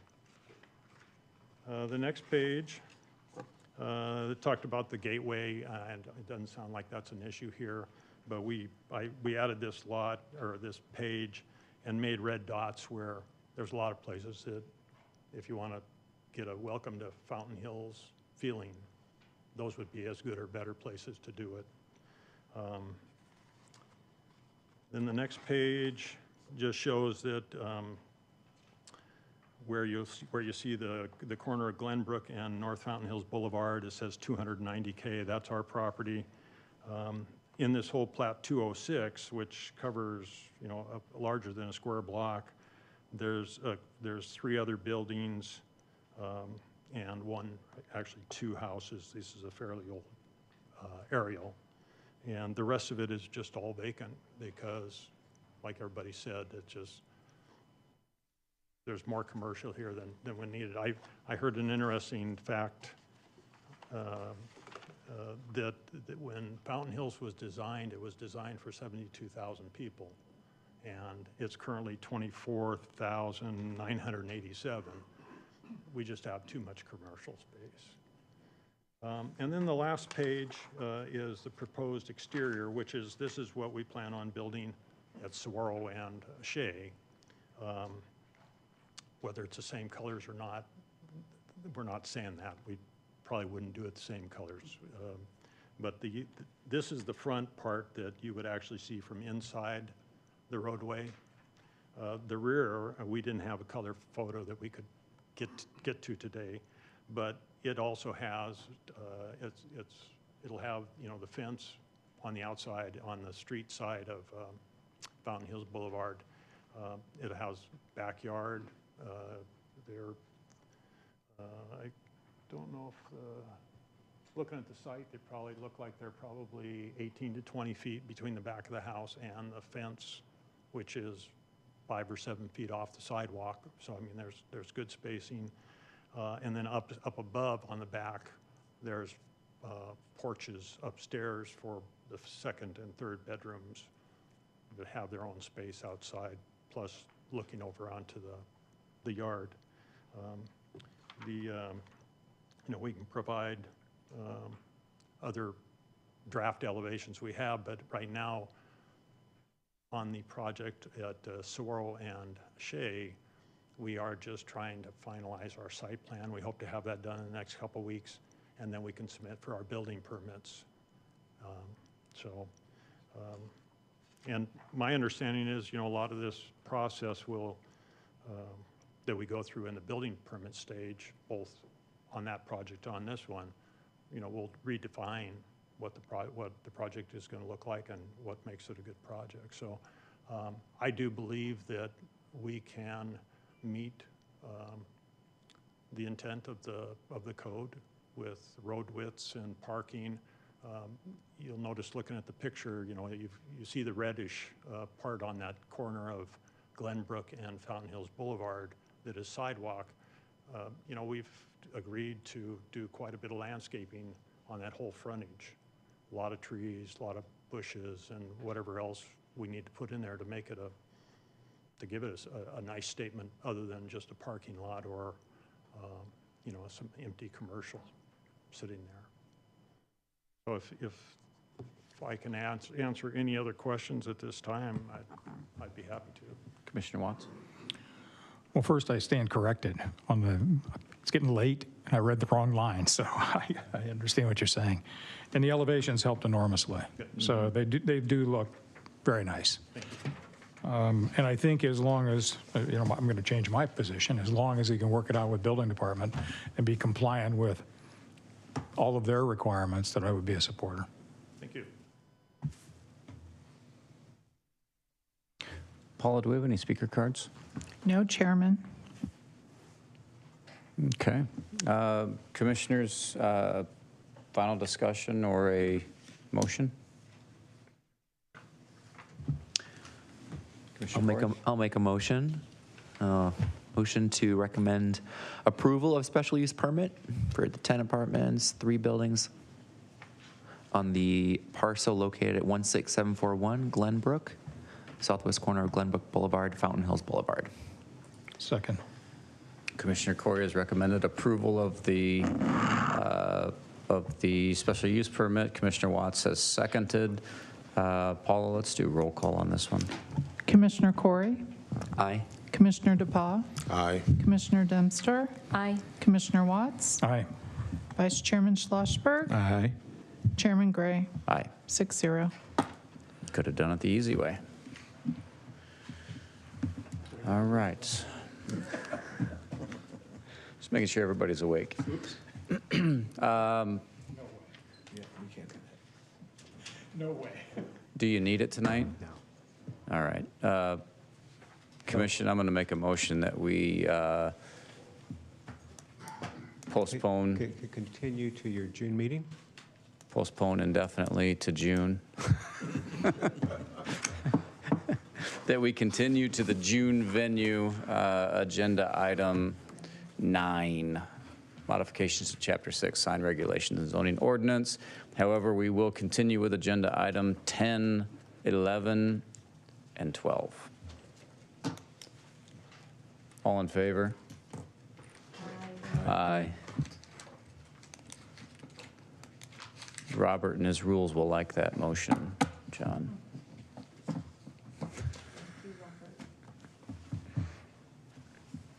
Okay, agenda item 10, commission discussion, request for research to Mr. Wesley or Mr. Farhad. No? Well, Oh, boy. I think tonight kind of gave us a vision of Pandora's box, so to speak, that all the work we put together to put the community standards, community residences into place can be usurped by simply not necessarily the SUP, but changing the code to something else that may be by right. And I think that is problematic, and I'd like to get some input on it from you and staff as to, did we leave a gaping loophole in something that would come back to cause us a lot of angst? Chairman, Commissioner Watts, I guess there's always that possibility that well, certainly there's always some gaps here and there, whatever. But the zoning ordinance has, in the multi-residence and commercial districts, a separate category for nursing homes, convalescent homes, and homes for the elderly. In the multi-residence, it requires a special use permit. It's by right in the commercial districts. Again, it's what Morningside is. It's what Fountain Hills, what am I trying to say? I think Fountain View Village is. This just has to be a smaller version of one of those larger ones. That's what they're applying for. And so it's in really a different category than a group home in a single-family home. Well, does it suggest, though, that the existing facilities that had by right, they didn't have to meet the current requirements, that they're going to come back to us and try to increase by changing the zoning, by asking for an SUP that would change the zoning to something else? So an SUP is not a change in zone. The zoning district stays the same. I'd have to look back at the map. I cannot recall any other ones that are in multi-resident zones. I believe all the other ones are in single-resident zones, which don't allow for the SUP for the nursing home or the convalescent home or the home for the aged or home for the elderly. I just want to make sure that we didn't leave some loophole. And if you could check on that, that'd be great.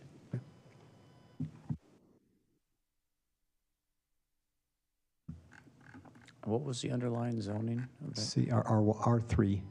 There's R3. Right.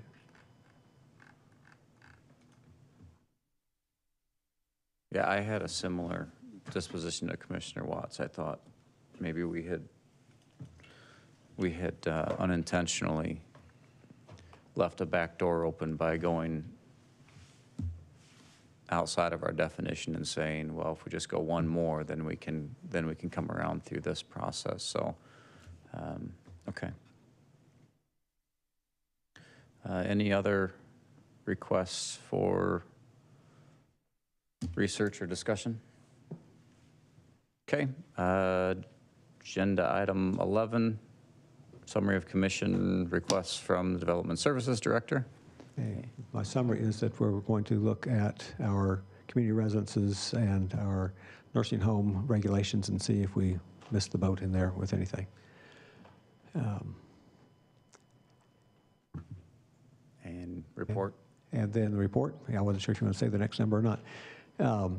So we will obviously be following up in June to further our discussion of the sign ordinance. I will probably take a stab at some things without the input I might have received this evening if we had the time to review it. But other than that, we have a couple of applications that are slowly working their way through the process. We're not sure if we will have any other applications for your June meeting. Where I'm really going with that, though, is thinking about July in particular. And are we going to have commissioners here, or should we be planning on not having one and kind of working with the applicants that are kind of trying to move forward and let them know we're not going to have a July meeting or an August meeting or whatever months? Again, just want to see, get just a kind of a shake or a nod. Straw polling, I will not be here in July. And I will not be here in August. I'm stuck here all summer. So maybe we'll have to get a little closer to dial in, but it looks like July and August will be So we would, little challenging. we'd have a quorum, it sounds like, but if we didn't have one, sounds like maybe August is a little bit more of the challenge. If we have two, we already know aren't going to be here in August. But, okay, we'll try to manage our caseload with those things in mind to at least miss one of those two. Okay. That's it. All right. We're adjourned. Thank you.